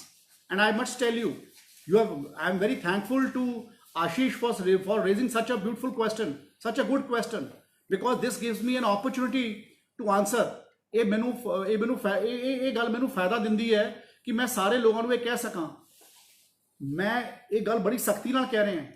ਸਰਕਾਰ ਨੇ ਹਰ ਤਰ੍ਹਾਂ ਦੀ ਕੋਸ਼ਿਸ਼ ਕੀਤੀ ਹੈ ਪੈਂਡੈਮਿਕ ਸਿਚੁਏਸ਼ਨ ਵਿੱਚ ਸਭ ਨੂੰ ਸਪੋਰਟ ਕਰਨ ਦੀ। ਔਰ ਮੈਂ ਇਹ ਗੱਲ ਤਾਂ ਤੁਹਾਨੂੰ ਕਹਿ ਰਿਹਾ ਕਿ ਜਿਹੜਾ ਐਕਸ਼ਨ ਅਸੀਂ ਜਿਹੜੇ ਸਕੂਲਸ ਰਿਪੀਟਡਲੀ ਫਲਾਊਟ ਕਰ ਰਹੇ, you will start seeing actions coming firm tomorrow. And ਜਿਹੜੇ ਬੰਦੇ ਐਕਸ਼ਨ ਦੇਖਣਾ ਚਾਹੁੰਦੇ ਮੇਰੇ ਪਬਲਿਕ ਡੋਮੇਨ ਦੇ ਉੱਪਰ ਐਕਸ਼ਨ ਪਿਆ ਹੋਊਗਾ ਕੱਲ ਤੋਂ ਬਾਅਦ। ਯੂ ਵਿਲ ਸੀ ਆ ਪਿਛਲੇ 2 ਦਿਨਾਂ ਦੇ ਵਿੱਚ ਮੈਨੂੰ ਪਤਾ ਹੈ I have looked at approximately 300 emails ਜਿਹੜੇ ਸਕੂਲ ਫਲਾਊਟ ਕਰ ਰਹੇ ਹਨ। ਔਰ ਮੈਂ ਪਿਛਲੇ 2-3 ਦਿਨਾਂ 'ਚ ਸਾਰੇ ਤੁਹਾਡੇ ਈਮੇਲਸ ਜਿਹੜੇ ਸਕੂਲਸ ਦੇ ਕੋਈ ਫਲਾਊਟ ਕਰ ਰਹੇ ਸੀਗੇ ਤੁਸੀਂ ਮੈਨੂੰ ਈਮੇਲ ਲਿਖੀ ਹੈ, ਮੈਂ ਤੁਹਾਨੂੰ ਵੀ ਰਿਪਲਾਈ ਲਿਖਿਆ ਉਹਦਾ, ਤੇ ਤੁਹਾਡੇ ਤੋਂ ਇਲਾਵਾ ਆਪਣੇ ਡਿਪਾਰਟਮੈਂਟ ਨੂੰ ਉਹ ਸਕੂਲਸ ਦੇ ਨਾਲ ਗੱਲ ਕਰ through nodal officers and throw dues ਗੱਲ ਕਰਨ ਵਾਸਤੇ ਆਪਣੇ ਨੂੰ ਰੈਕਟੀਫਾਈ ਕਰਨ ਵਾਸਤੇ ਵੀ ਕਿਹਾ। ਔਰ ਜਿਹੜੇ ਲੋਕ ਕੱਲ ਤੋਂ ਬਾਅਦ ਇਸ ਨੂੰ ਫਰਦਰ ਫਲਾਊਟ ਕਰਨਗੇ you will see action coming in against each school after 24 hours to 48 hours, because we are going to be very strict। ਕਿਉਂਕਿ ਜੇ ਅਸੀਂ ਅੱਜ ਆਨਲਾਈਨ ਐਜੂਕੇਸ਼ਨ ਦੇ ਵਾਸਤੇ ਜਿਹੜੇ ਸਕੂਲਸ ਆਨਲਾਈਨ ਐਜੂਕੇਸ਼ਨ ਦੇ ਰਹੇ ਹਨ ਤੇ ਅਸੀਂ ਆਨਲਾਈਨ ਐਜੂਕੇਸ਼ਨ ਦੇ ਵਾਸਤੇ ਤੁਹਾਨੂੰ ਟਿਊਸ਼ਨ ਫੀਸ ਲੈਣਾ ਅਲਾਉ ਕੀਤਾ ਹੈ, ਤਾਂ I think it's my responsibility to look at from the other perspective also. ਇਸ ਤੋਂ ਬਾਅਦ ਸਵਾਲ ਆਇਆ ਖੁਸ਼ੀ ਅਰੋੜਾ ਜੀ ਦਾ, ਜਿਸ 'ਚ ਉਹਨਾਂ ਨੇ ਪੁੱਛਿਆ ਕਿ teachers are nation builders, take care of them। Yes, ਮੈਂ ਤਾਂ ਹਮੇਸ਼ਾ I salute my teachers. Punjab school education board ਦੇ ਵਿੱਚ ਸਾਡੇ ਸਕੂਲ ਦੇ ਜਿਹੜੇ ਸਕੂਲਾਂ 'ਚ ਪੜ੍ਹਾਉਣ ਵਾਲੇ ਟੀਚਰਸ ਹੈ they are backbone of R teaching department. ਮੈਂ ਆਪਣੇ ਪੇਰੈਂਟਸ ਤੋਂ ਬਾਅਦ ਆਪਣੇ ਟੀਚਰਸ ਨੂੰ ਹਮੇਸ਼ਾ ਸੈਲਿਊਟ ਕਰਦਾ, because they have played a very very important role. they have played a very very important role for nation building and for building our futures, and those people are our children of today। तो मैं इस करके ਇਹ ਕਹਿਣਾ ਚਾਹੁੰਦਾ ਕਿ ਸਾਰੇ ਪਹਿਲਾਂ ਮੈਂ ਓਪਨਿੰਗ ਰਿਮਾਰਕਸ ਦੇ ਵਿੱਚ ਵੀ ਇਹ ਗੱਲ ਕਹੀ ਹੈ ਕਿ ਜਿਹੜੇ ਸਾਡੇ ਬੱਚੀਆਂ ਸਾਡੇ ਜਿਹੜੀਆਂ ਸਕੂਲਾਂ 'ਚ ਪੜ੍ਹਾਉਣ ਜਾਂਦੀਆਂ ਉਹ ਉਹਨਾਂ ਦੇ ਘਰਾਂ ਦੇ ਵਿੱਚ ਕੋਈ ਜ਼ਰੂਰਤ ਹੈ ਪਰਿਵਾਰ ਨੂੰ ਪੈਸਿਆਂ ਦੀ, ਤੇ ਤਾਂ ਉਹ ਬੱਚੀਆਂ ਪੜ੍ਹਾਉਣ ਜਾਂਦੀਆਂ ਜਾਂ ਬੱਚੇ ਪੜ੍ਹਾਉਣ ਜਾਂਦੇ ਆ। ਤੇ ਇਸੇ ਕਰਕੇ ਅਸੀਂ ਸਭ ਤੋਂ ਪਹਿਲਾਂ ਪ੍ਰਾਈਵੇਟ ਸਕੂਲਸ ਨੂੰ ਕਿਹਾ ਔਰ ਆਪਣੇ ਆਰਡਰ ਦੇ ਵਿੱਚ ਵੀ ਮਾਨਯੋਗ ਮੁੱਖ ਮੰਤਰੀ ਪੰਜਾਬ ਕੈਪਟਨ ਅਮਰਿੰਦਰ ਸਿੰਘ ਜੀ ਨੇ ਜ਼ੋਰਦਾਰ ਤਰੀਕੇ ਨਾਲ ਲਿਖਿਆ ਹੈ ਕਿ ਕੋਈ ਵੀ ਟੀਚਰ ਦੀ ਜਾਂ ਨਾਨ ਟੀਚਿੰਗ ਬੰਦੇ ਦੀ ਕਿਸੇ ਸੈਲਰੀ ਕੋਈ ਕੱਟੀ ਨਹੀਂ ਜਾਊਗੀ। ਇਸ ਤੋਂ ਇਲਾਵਾ ਇੱਕ ਸਵਾਲ ਹੁਣੀ ਆਨਲਾਈਨ ਮੇਰੇ ਕੋਲੇ ਉਰਵੀ ਜੀ ਨੇ ਭੇਜਿਆ ਹੈ, ਜਿਹਦੇ 'ਚ ਕਿਹਾ ਕਿ ਟੀਚਰਸ ਦੀ ਸੈਲਰੀਜ਼ ਪੇ ਨਹੀਂ ਕੀਤੀਆਂ ਜਾ ਰਹੀਆਂ। ਮੈਂ ਹੁਣੀ ਇਹ ਗੱਲ ਦਾ ਸਵਾਲ ਦਾ ਜਵਾਬ ਦੇ ਕੇ ਚੁੱਕਿਆ ਕਿ ਤੁਹਾਡੇ ਕੋਲੇ ਡੀਓਜ਼ ਦੇ ਨੰਬਰਸ ਮੇਰੇ ਫੇਸਬੁੱਕ ਦੇ ਉੱਪਰ ਆ ਜਾਣਗੇ, ਹੁਣੀ ਈਮੇਲ ਤੁਹਾਡੇ ਕੋਲ ਆ ਜਾਣਾ। ਮੇਰੇ ਕੋਲ ਤੁਸੀਂ ਬਹੁਤ ਸਾਰਿਆਂ ਨੇ ਈਮੇਲਸ ਲਿਖੀਆਂ ਸੀਗੀਆਂ, ਉਹਨਾਂ ਦੇ ਉੱਪਰ I have already conveyed it to my nodal officers and to my DOs. Action is being initiated against those schools, those who are doing this. ਤੇ ਮੈਂ ਤੁਹਾਨੂੰ ਇਹ ਵਿਸ਼ਵਾਸ ਦਿਵਾਉਣਾ ਚਾਹੁੰਦਾ, ਤੁਹਾਨੂੰ ਕੋਈ ਪ੍ਰੋਬਲਮ ਹੋਵੇ ਤੁਸੀਂ ਆਪਣੇ ਨਾਮ ਤੋਂ ਮੈਨੂੰ ਮੇਲ ਲਿਖੋ। your identity will not be divulged. I will make sure that you will get your salary. ਇਸ ਤੋਂ ਬਾਅਦ ਇੱਕ ਭਾਵਨਾ ਨੇ ਮੈਨੂੰ ਸਵਾਲ ਲਿਖ ਕੇ ਭੇਜਿਆ, ਜਿਸ ਲਿਖਿਆ ਸਟੂਡੈਂਟਸ ਨਾਟ ਟੇਕਿੰਗ ਆਨਲਾਈਨ ਕਲਾਸਿਸ ਸੀਰੀਅਸਲੀ।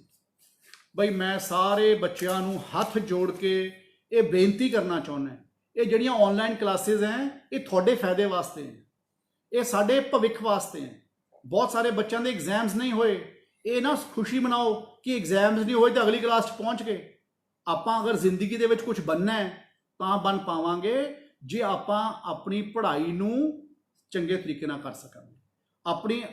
ਮੁੱਢਲੀ ਪੜ੍ਹਾਈ ਨੂੰ ਚੰਗੇ ਤਰੀਕੇ ਨਾਲ ਕਰ ਸਕਾਂਗੇ। ਕਈ ਵਾਰ ਆਪਾਂ ਛੋਟੇ ਕਲਾਸ 'ਚ ਹੁੰਦੇ ਹਾਂ, ਆਪਾਂ ਕਹਿੰਦੇ ਯਾਰ 12ਵੀਂ ਦੀ ਪੜ੍ਹਾਈ ਦੇ ਨੰਬਰ ਕੰਮ ਆਉਣਗੇ ਤੇ 10ਵੀਂ ਤੇ 8ਵੀਂ 9ਵੀਂ 'ਚ ਘੱਟ ਆ ਜਾਣਗੇ, ਫਰਕ ਨਹੀਂ ਪੈਂਦਾ। ਪਰ ਜੇ ਆਪਾਂ ਕੋਈ ਕੋਰਸ ਪਿਛਲੀਆਂ ਕਲਾਸਾਂ 'ਚੋਂ ਭੁੱਲੇ ਹੋਵਾਂਗੇ ਜਾਂ ਨਹੀਂ ਪੜ੍ਹਿਆ ਹੋਊਗਾ ਤਾਂ 12ਵੀਂ 'ਚ ਜਾ ਕੇ ਵੀ ਉਹ ਪੜ੍ਹਾਈ ਆਉਂਦੀ ਹੋਣੀ। ਤਾਂ ਇਸ ਕਰਕੇ ਮੈਂ ਸਾਰੇ ਬੱਚਿਆਂ ਨੂੰ, ਸਾਰੇ ਬੱਚਿਆਂ ਦੇ ਪੇਰੈਂਟਸ ਨੂੰ ਇਹ ਕਹਿਣਾ ਚਾਹੁੰਦਾ ਕਿ ਇਹ ਆਨਲਾਈਨ ਪੜ੍ਹਾਈ ਨੂੰ ਆਪਾਂ ਜ਼ਿਆਦਾ ਨਾ ਸੋਚੀਏ, ਆਪਾਂ ਆਪਣੀ ਪੜ੍ਹਾਈ ਨੂੰ ਮੁੱਖ ਰੱਖੀਏ ਔਰ ਆਪਾਂ ਨੂੰ ਪੜ੍ਹਨਾ ਸਾਡੇ ਵਾਸਤੇ ਬਹੁਤ ਜ਼ਰੂਰੀ ਹੈ। ਇਸ ਤੋਂ ਇਲਾਵਾ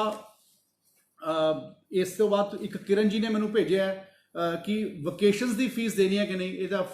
ਗਾਈਡਲਾਈਨਸ ਦਾ ਪ੍ਰੋਸੈਸ ਹੈ। ਜਿਸ ਤਰ੍ਹਾਂ ਪਿਛਲੇ ਸਾਲਾਂ 'ਚ ਹੁੰਦਾ ਸੀਗਾ ਉਸੇ ਤਰੀਕੇ ਨਾਲ ਇਹ ਵਾਲੀ ਗੱਲ ਹੋਊਗੀ, ਕਿਉਂਕਿ ਅਸੀਂ ਫੀ ਰੈਗੂਲੇਸ਼ਨ ਐਕਟ ਦੇ ਵਿੱਚ ਬਹੁਤ ਜ਼ਿਆਦਾ ਤਬਦੀਲੀਆਂ ਆਪਣੇ ਪੱਧਰ ਤੇ ਨਹੀਂ ਕਰ ਸਕਦੇ। ਤੇ ਮੈਂ ਹੁਣ ਹੋਰ ਸਵਾਲ ਲੈਣੇ ਮੇਰੇ ਵਾਸਤੇ ਵੀ ਮੁਸ਼ਕਿਲ ਹੈ, ਔਰ ਮੈਂ ਪਰ ਲੇਕਿਨ ਜਿੱਥੇ ਤੱਕ ਸਵਾਲਾਂ ਦੀ ਗੱਲ ਹੈ ਕੋਈ ਪਰਵਾਹ ਕਰਨ ਦੀ ਲੋੜ ਨਹੀਂ। I am always available. ਜਿੱਦਣ ਦਾ ਤੁਸੀਂ ਮੈਂ ਤੁਹਾਡੇ ਨਾਲ ਰੂਬਰੂ ਹੋਇਆ, ਚਾਹੇ ਉਹ ਐਂਬੈਸਡਰਸ ਆਫ ਹੋਪ ਪ੍ਰੋਗਰਾਮ ਕਰਕੇ ਹੋਏ ਹੈ ਤੇ ਚਾਹੇ ਜਿੱਦਣ ਦਾ ਲੋਕਡਾਊਨ ਲੱਗਿਆ ਤੇ ਤੁਹਾਡੇ ਸਕੂਲਾਂ ਦੇ ਨਾਲ ਜੁੜੇ ਹੋਏ ਕੋਈ ਮਸਲੇ ਆਏ ਹੈ, ਮੈਂ ਹਮੇਸ਼ਾ ਵੀਡੀਓਜ਼ ਪਾ ਕੇ ਤੁਹਾਨੂੰ ਆਪਣੇ ਆਪ ਨੂੰ ਆਨਲਾਈਨ ਅਵੇਲੇਬਲ ਰੱਖਿਆ। ਔਰ ਮੈਂ ਤੁਹਾਨੂੰ ਇਹ ਗੱਲ ਦਾ ਵਾਅਦਾ ਕਰਦਾ, I will be always available to you wherever I am. ਔਰ ਮੇਰਾ ਇੱਕੋ ਹੀ ਪੈਸ਼ਨ ਹੈ ਕਿ ਮੈਂ ਆਪਣੇ ਲੋਕਾਂ ਦੀ ਜਿੰਨੀ ਮਦਦ ਕਰ ਸਕਾਂ ਮੈਂ ਉਨੀ ਮਦਦ ਕਰਨ ਦੀ ਹਮੇਸ਼ਾ ਕੋਸ਼ਿਸ਼ ਕਰਦਾ ਵਿਦ ਮਾਈ ਬੈਸਟ ਇੰਟੈਂਸ਼ਨ। ਮੇਰੀ ਹਮੇਸ਼ਾ ਕੋਸ਼ਿਸ਼ ਹੁੰਦੀ ਹੈ ਕਿ ਚਾਹੇ ਮੈਂ ਰਾਤ ਨੂੰ 11 ਵਜੇ ਈਮੇਲ ਦੇ ਉੱਪਰ ਆ ਕੇ ਉਸ ਨੂੰ ਬੰਦ ਕਰਾਂ, ਤੁਹਾਨੂੰ ਈਮੇਲਸ ਰਿਪਲਾਈ ਕਰਾਂ, ਚਾਹੇ 12 ਵਜੇ ਕਰਾਂ, ਚਾਹੇ 2 ਵਜੇ ਕਰਾਂ, ਮੇਰੀ ਹਮੇਸ਼ਾ ਕੋਸ਼ਿਸ਼ ਰਹਿੰਦੀ ਹੈ ਕਿ ਆਈ should try and finish my work and try and finish up my work for your best wing. ਤੇ ਮੈਂ ਹੁਣ ਸਾਰਿਆਂ ਨੂੰ ਹੱਥ ਜੋੜ ਕੇ ਇੱਕੋ ਹੀ ਬੇਨਤੀ ਕਰਨਾ ਚਾਹੁੰਦਾ, ਅਪੀਲ ਕਰਨਾ ਚਾਹੁੰਦਾ, ਕਰੋਨਾ ਦੀ ਮਹਾਮਾਰੀ ਨੂੰ ਦੇਖਦੇ ਹੋਏ, ਕਰੋਨਾ ਦੀ ਇਸ ਪੈਂਡੇਮਿਕ ਸਿਚੁਏਸ਼ਨ ਨੂੰ ਦੇਖਦੇ ਹੋਏ, we will all stand by each other. We will all stand by each other means we will all stand by the government order, and I am quite sure that you will support me. You will support the government. You will support my Chief Minister Captain Amarinder Singh Ji, whose vision, whose thought process has been widely appreciated across the globe. And I am quite sure that you are going to you support us in these unprecedented times. You will support by us, stand by us, और मैनू पूरा विश्वास है कि तुसी सारे इस गल दे विच मेरा साथ दोगे। और मैं ज़्यादा कुछ ना कहता होया स्टूडेंट्स नूं मैं ये गल जरूर कहना चाहुंदा कि तुसी अपनी जिहड़ी तुहाडी पढ़ाई नाल जुड़ी हुई तुहाडी गल है उस नूं बहुत सीरियसली तुसी लैना है। अपने पेरेंट्स नाल तुसी कोऑपरेट करना है, पेरेंट्स दे तुसी सहयोग ਦੇ ਵਿੱਚ ਤੁਸੀਂ ਹਮੇਸ਼ਾ ਪੇਰੈਂਟਸ ਦੀ ਗੱਲ ਨੂੰ ਮੰਨਣਾ ਹੈ, ਇੱਜ਼ਤ ਕਰਨੀ ਹੈ। ਜਦੋਂ ਕੋਈ ਪੇਰੈਂਟਸ, ਕਈ ਵਾਰ ਆਪਾਂ ਵੱਡੇ ਹੋ ਜਾਂਦੇ ਹਾਂ ਨਾ ਤੇ ਸਾਨੂੰ ਲੱਗਦਾ ਕਿ ਸਾਡੇ ਪੇਰੈਂਟਸ ਚੰਗੀ ਗੱਲ ਨਹੀਂ ਕਰ ਰਹੇ ਤੇ ਆਪਾਂ ਉਹਨਾਂ ਦੀ ਗੱਲ ਮੰਨਣੀ ਘੱਟ ਕਰ ਦਿੰਦੇ। ਕਈ ਵਾਰ ਸਾਨੂੰ ਲੱਗਣ ਲੱਗ ਜਾਂਦਾ ਕਿ ਅਸੀਂ ਜ਼ਿਆਦਾ ਸਿਆਣੇ ਹੋ ਗਏ, but our parents are our parents, they have wherever we are today is because of them. ਤੇ ਇਹ ਗੱਲਾਂ ਨੂੰ ਅਗਰ ਅਸੀਂ ਆਪਣੇ ਮਨ 'ਚ ਰੱਖਾਂਗੇ, ਆਪਣੇ ਧਿਆਨ 'ਚ ਰੱਖਾਂਗੇ, ਆਪਣੇ ਪੇਰੈਂਟਸ ਦੀ ਗੱਲ ਨੂੰ ਮੰਨਦੇ ਰਹਾਂਗੇ, ਉਹ ਸਾਨੂੰ ਹਰ ਸਿਚੁਏਸ਼ਨ 'ਚੋਂ ਬਾਹਰ ਕੱਢਣ ਵਾਸਤੇ ਹਮੇਸ਼ਾ ਪੈਰਾਂ ਦੇ ਭਾਰ ਸਾਡੇ ਵਾਸਤੇ ਖੜੇ ਰਹਿੰਦੇ ਆ, ਚਾਹੇ ਜਿਹੋ ਜਿਹੀ ਮਰਜ਼ੀ ਸਿਚੁਏਸ਼ਨ ਹੋਵੇ। ਜਿੱਥੇ ਤੱਕ ਟੀਚਰਸ ਦੀ ਗੱਲ ਹੈ, ਨਾਨ ਟੀਚਿੰਗ ਸਟਾਫ ਦੀ ਗੱਲ ਹੈ, ਮੈਂ ਤੁਹਾਨੂੰ ਸਿਰਫ ਇਹ ਕਹਿਣਾ ਚਾਹੁੰਦਾ, ਮੈਂ ਹਮੇਸ਼ਾ ਤੁਹਾਡੇ ਨਾਲ, ਸਾਰਿਆਂ ਦੇ ਨਾਲ ਹੈ। ਮੈਂ ਇਹ ਨਹੀਂ ਕਿ ਮੈਂ ਇਕੱਲੇ ਕੋਈ ਇੱਕ ਸੈਕਸ਼ਨ ਦੇ ਨਾਲ ਹੈ, I am with everybody. But ਆਪਾਂ ਇਹ ਸਾਰੇ ਡਿਫਿਕਲਟ ਟਾਈਮ ਦੇ ਵਿੱਚ ਆਪਾਂ ਸਾਰਿਆਂ ਨੇ ਇਕੱਠੇ ਰਹਿਣਾ ਹੈ, ਇਕੱਠੇ ਸਹਿਯੋਗ ਕਰਨਾ, we all have to cooperate with each other. ਅੰਤ ਦੇ ਵਿੱਚ ਮੈਂ ਤੁਹਾਨੂੰ ਸਾਰਿਆਂ ਨੂੰ ਇੱਕੋ ਗੱਲ ਕਹਿਣਾ ਚਾਹੁੰਦਾ, ਕਿਸੇ ਨੂੰ ਕੋਈ ਤਕਲੀਫ ਹੈ, ਮੇਰੇ ਨੋਡਲ ਆਫਿਸਰਸ ਦੇ ਈਮੇਲ ਆਈਡੀਜ਼ ਪਬਲਿਕ ਡੋਮੇਨ ਦੇ ਵਿੱਚ ਆ ਰਹੇ ਆ ਤੁਹਾਡੇ ਕੋਲ, ਉਹਨਾਂ ਦੇ ਉੱਪਰ ਕਰੋ। ਤੁਸੀਂ ਉਸ ਈਮੇਲ ਨੂੰ ਸੀਸੀ ਮੈਨੂੰ ਵੀ ਕਰਨਾ ਚਾਹੁੰਦੇ ਹੋ ਤਾਂ ਮੈਨੂੰ ਵੀ ਕਰੋ, ਜੇ ਤੁਹਾਨੂੰ ਲੱਗੇ ਕਿ ਤੁਹਾਨੂੰ ਕੋਈ ਪ੍ਰੋਬਲਮ ਹੈ ਔਰ ਤੁਹਾਡੇ ਕੋਈ ਵੀ ਗੱਲ ਹੈ ਤੇ ਤੁਸੀਂ ਮੇਰੇ ਈਮੇਲ ਆਈਡੀ ਤੇ ਭੇਜ ਸਕਦੇ ਹੋ, ਮੈਨੂੰ ਫੋਨ ਕਰ ਸਕਦੇ ਹੋ, ਕੋਈ ਇਸ਼ੂ ਨਹੀਂ ਹੈ। I am always available for you. ਮੇਰਾ ਇੱਕੋ ਹੀ ਥਾਟ ਹੈ ਦੈਟ ਆਪਾਂ ਸਾਰੇ ਮਿਲ ਕੇ ਕਰਾਂਗੇ। ਔਰ ਮੈਨੂੰ ਪਤਾ ਸਾਰੇ ਬੰਦੇ, ਬਹੁਤ ਸਾਰੇ ਮੇਰੇ ਪਿਆਰੇ ਬੱਚੇ ਜਿਨ੍ਹਾਂ ਬਾਰੇ ਮੈਂ ਪਹਿਲਾਂ ਸ਼ੁਰੂ 'ਚ ਗੱਲ ਕੀਤੀ ਸੀ ਕਿ ਉਹਨਾਂ ਨੇ ਬੜੇ ਹੌਸਲੇ ਨਾਲ ਐਂਬੈਸਡਰਸ ਆਫ ਹੋਪ ਦੇ ਵਿੱਚ ਪਾਰਟਿਸਿਪੇਟ ਕੀਤਾ। ਇੱਕ ਗੱਲ ਮੈਂ ਤੁਹਾਨੂੰ ਬੱਚੋ ਕਹਿਣਾ ਚਾਹੁੰਦਾ, ਤੁਹਾਡੇ ਸਾਰਿਆਂ ਦੀ ਪਾਰਟਿਸਿਪੇਸ਼ਨ ਕਰਕੇ, ਤੁਹਾਡੇ ਪੇਰੈਂਟਸ ਦੇ ਸਹਿਯੋਗ ਕਰਕੇ, ਤੁਹਾਡੇ ਟੀਚਰਸ ਤੇ ਤੁਹਾਡੀ ਮੈਨੇਜਮੈਂਟਸ ਤੇ ਤੁਹਾਡੇ ਪ੍ਰਿੰਸੀਪਲਸ ਦੀ ਸਪੋਰਟ ਕਰਕੇ, ਪ੍ਰਾਈਵੇਟ ਸਕੂਲਸ ਤੇ ਗਵਰਨਮੈਂਟ ਸਕੂਲਸ ਦੇ ਸਾਰੇ ਸਿੱਖਿਆ ਵਿਭਾਗ ਦੇ ਸਾਡੇ ਮਿਹਨਤੀ ਟੀਚਰ ਸਾਹਿਬਾਨ ਤੇ ਆਫਿਸਰਸ ਤੇ ਮੈਂਬਰ ਸਾਹਿਬਾਨਾਂ ਦੇ ਸਹਿਯੋਗ ਕਰਕੇ ਆਪਾਂ ਐਂਬੈਸਡਰਸ ਆਫ ਹੋਪ ਨੂੰ ਵਰਲਡ ਰਿਕਾਰਡ ਦਾ ਖਿਤਾਬ ਦਿਵਾ ਸਕੇ ਹਾਂ। ਤਾਂ ਤੁਸੀਂ ਪੰਜਾਬ ਨੂੰ ਪ੍ਰਾਊਡ ਫੀਲ ਕਰਾਇਆ ਹੈ ਔਰ ਮੈਨੂੰ ਪਤਾ ਤੁਸੀਂ ਉਸ ਰਿਜ਼ਲਟਸ ਦੀ ਵੇਟ ਕਰ ਰਹੇ ਹੋ। ਮੈਂ ਤੁਹਾਨੂੰ ਇੱਕ ਵਾਅਦਾ ਕਰਦਾ, 1,05,000 ਵੀਡੀਓਜ਼ ਆਏ ਸੀ, ਮੈਂ ਤੁਹਾਨੂੰ ਪਹਿਲਾਂ ਕਿਹਾ 55,000 ਵੀਡੀਓਜ਼ ਮੈਂ ਤੇ ਮੇਰੀ ਟੀਮ ਦੇਖ ਚੁੱਕੇ ਹਾਂ ਔਰ ਬਾਕੀ ਦੇ ਰਹਿ ਗਏ 50,000 ਵੀਡੀਓਜ਼ ਰਹਿ ਗਏ ਤੇ 5-7 ਦਿਨ ਦਾ ਵਕਤ ਰਹਿ ਗਿਆ। ਮੈਂ ਤੁਹਾਨੂੰ ਕਿਹਾ ਸੀ 26 ਤਰੀਕ ਤੋਂ ਲੈ ਕੇ 30 ਤਰੀਕ ਦੇ ਵਿੱਚ ਮੈਂ ਰਿਜ਼ਲਟਸ ਅਨਾਉਂਸ ਕਰਾਂਗਾ ਔਰ ਮੈਂ ਹੁਣੀ ਗੱਲ ਸੋਚੀ ਹੈ ਕਿ ਸਾਡੇ ਸਾਰੇ ਜ਼ਿਲ੍ਹਿਆਂ ਦੇ ਬੱਚਿਆਂ ਦੇ ਰਿਜ਼ਲਟਸ ਅਨਾਉਂਸ ਹੋਣ ਤੇ ਉਹਨਾਂ ਦੀ ਕਾਬਲੀਅਤ ਤੇ ਉਹਨਾਂ ਦਾ ਹੁਨਰ ਨਿਕਲ ਕੇ ਬਾਹਰ ਆਉਂਦਾ ਰਹੇ ਤਾਂ 26 ਤਰੀਕ ਨੂੰ ਜਾਂ 27 ਤਰੀਕ ਨੂੰ ਅਸੀਂ ਪਹਿਲਾ ਜ਼ਿਲ੍ਹਾ ਅਨਾਉਂਸ ਕਰਾਂਗੇ। ਹਰ ਰੋਜ਼ ਇੱਕ ਜ਼ਿਲ੍ਹੇ ਦੇ ਬੱਚਿਆਂ ਦੇ ਅਸੀਂ ਰਿਜ਼ਲਟਸ ਨੂੰ ਅਨਾਉਂਸ ਕਰਦੇ ਰਹਾਂਗੇ ਤਾਂ ਕਿ ਅਸੀਂ ਸਾਰੇ ਬੱਚਿਆਂ ਨੂੰ ਸਨਮਾਨ ਕਰ ਸਕੀਏ। ਔਰ ਇਸ ਤੋਂ ਇਲਾਵਾ ਮੈਂ ਇੱਕ ਗੱਲ ਹੋਰ ਤੁਹਾਨੂੰ ਸਾਰੇ ਬੱਚਿਆਂ ਨੂੰ ਕਹਿਣਾ ਚਾਹੁੰਦਾ, ਕਿਉਂਕਿ ਇੰਨੀਆਂ ਪਿਆਰੀਆਂ ਵੀਡੀਓਜ਼ ਹੈ, ਇੰਨੀਆਂ ਸੋਹਣੀਆਂ ਵੀਡੀਓਜ਼ ਹੈ। ਮੈਂ ਪਹਿਲਾਂ ਕੋਈ ਕੌਂਸੋਲੇਸ਼ਨ ਪ੍ਰਾਈਜ਼ ਨਹੀਂ ਰੱਖਿਆ, ਫਿਰ ਮੈਂ 50 ਕੌਂਸੋਲੇਸ਼ਨ ਪ੍ਰਾਈਜ਼ ਰੱਖੇ, ਫਿਰ ਮੈਂ 100 ਕੌਂਸੋਲੇਸ਼ਨ ਪ੍ਰਾਈਜ਼ ਰੱਖੇ। ਹੁਣ ਵੀਡੀਓਜ਼ ਇੰਨੀਆਂ ਸੋਹਣੀਆਂ, ਜਿਹੜੇ ਵੱਡੇ ਪ੍ਰਾਈਜ਼ ਹੈ ਉਹ ਤਾਂ ਮੈਂ ਨਹੀਂ ਵਧਾਏ, ਉਹ ਤਾਂ 66 ਦੇ 66 ਹੀ ਹੈ। ਜਿਹੜੇ ਜ਼ਿਲ੍ਹੇ 'ਚੋਂ ਹਰ ਬੱਚਾ ਫਸਟ ਸੈਕਿੰਡ ਥਰਡ ਪੋਜੀਸ਼ਨ ਤੇ ਆਊਗਾ ਉਹ ਸਾਰੇ ਬੱਚਿਆਂ ਨੂੰ 66 ਦੇ 66 ਬੱਚਿਆਂ ਨੂੰ ਹਰ ਜ਼ਿਲ੍ਹੇ 'ਚ 3 ਪ੍ਰਾਈਜ਼ ਜਿਹੜੇ ਬੱਚਿਆਂ ਨੂੰ ਦੇਣੇ ਆ ਉਹ ਉਵੇਂ ਦਿੱਤੇ ਜਾਣਗੇ। ਇਸ ਤੋਂ ਇਲਾਵਾ ਮੈਂ ਕੌਂਸੋਲੇਸ਼ਨ ਪ੍ਰਾਈਜ਼ਸ ਨੂੰ 100 ਤੋਂ ਵਧਾ ਕੇ 1000 ਕੌਂਸੋਲੇਸ਼ਨ ਪ੍ਰਾਈਜ਼ ਅੱਜ ਐਂਬੈਸਡਰਸ ਆਫ ਹੋਪ ਦਾ ਮੈਂ ਅਨਾਉਂਸ ਕਰ ਰਿਹਾ, ਕਿਉਂਕਿ ਇੰਨੇ ਸੋਹਣੇ ਤੇ ਇੰਨੇ ਚੰਗੇ ਵੀਡੀਓਜ਼ ਹੈ। ਮੇਰਾ ਜੀ ਨਹੀਂ ਕਰਦਾ, ਹਰ ਬੱਚਾ ਮੈਨੂੰ ਇਹ ਲੱਗਦਾ ਕਿ ਮੇਰਾ ਆਪਣਾ ਬੱਚਾ ਹੈ ਔਰ ਮੈਨੂੰ ਹਰ ਆਪਣੇ ਬੱਚੇ ਦਾ ਇਹ ਲੱਗਦਾ ਕਿ ਇੰਨਾ ਸੋਹਣਾ ਵੀਡੀਓ ਹੈ ਔਰ ਉਹਦੇ ਇੰਨਾ, ਕਿਉਂਕਿ ਹਰ ਮਾਂ-ਬਾਪ ਨੇ, ਹਰ ਬੱਚੇ ਨੇ ਬਹੁਤ ਸੋਹਣਾ ਪਰਫਾਰਮ ਕੀਤਾ ਹੈ ਔਰ ਮੈਨੂੰ ਪੂਰਾ ਵਿਸ਼ਵਾਸ ਹੈ ਕਿ ਆਪਾਂ ਐਸੇ ਕੈਂਪੇਨਸ ਨੂੰ ਚਲਾਉਂਦੇ ਰਹਾਂਗੇ ਜਿਸ ਬੱਚਿਆਂ ਦੀ ਟੈਲੈਂਟ ਬਾਹਰ ਆਉਂਦੀ ਰਹੇ, ਬੱਚੇ ਬਾਹਰ ਆ ਕੇ ਮਜ਼ਬੂਤੀ ਨਾਲ ਕਰਦੇ ਰਹਿਣ। ਔਰ ਮੈਨੂੰ ਪੂਰਾ ਇਹੀ ਕਹਿਣਾ ਚਾਹੁੰਦਾ ਪ੍ਰਮਾਤਮਾ ਨੂੰ ਕਿ ਬੱਚਿਆਂ ਨੂੰ ਸੁਖ ਸ਼ਾਂਤੀ ਰੱਖਿਓ। God bless you, stay safe, stay blessed. ਸਤਿ ਸ਼੍ਰੀ ਅਕਾਲ, ਨਮਸਕਾਰ, ਜੈ ਹਿੰਦ, ਜੈ ਭਾਰਤ।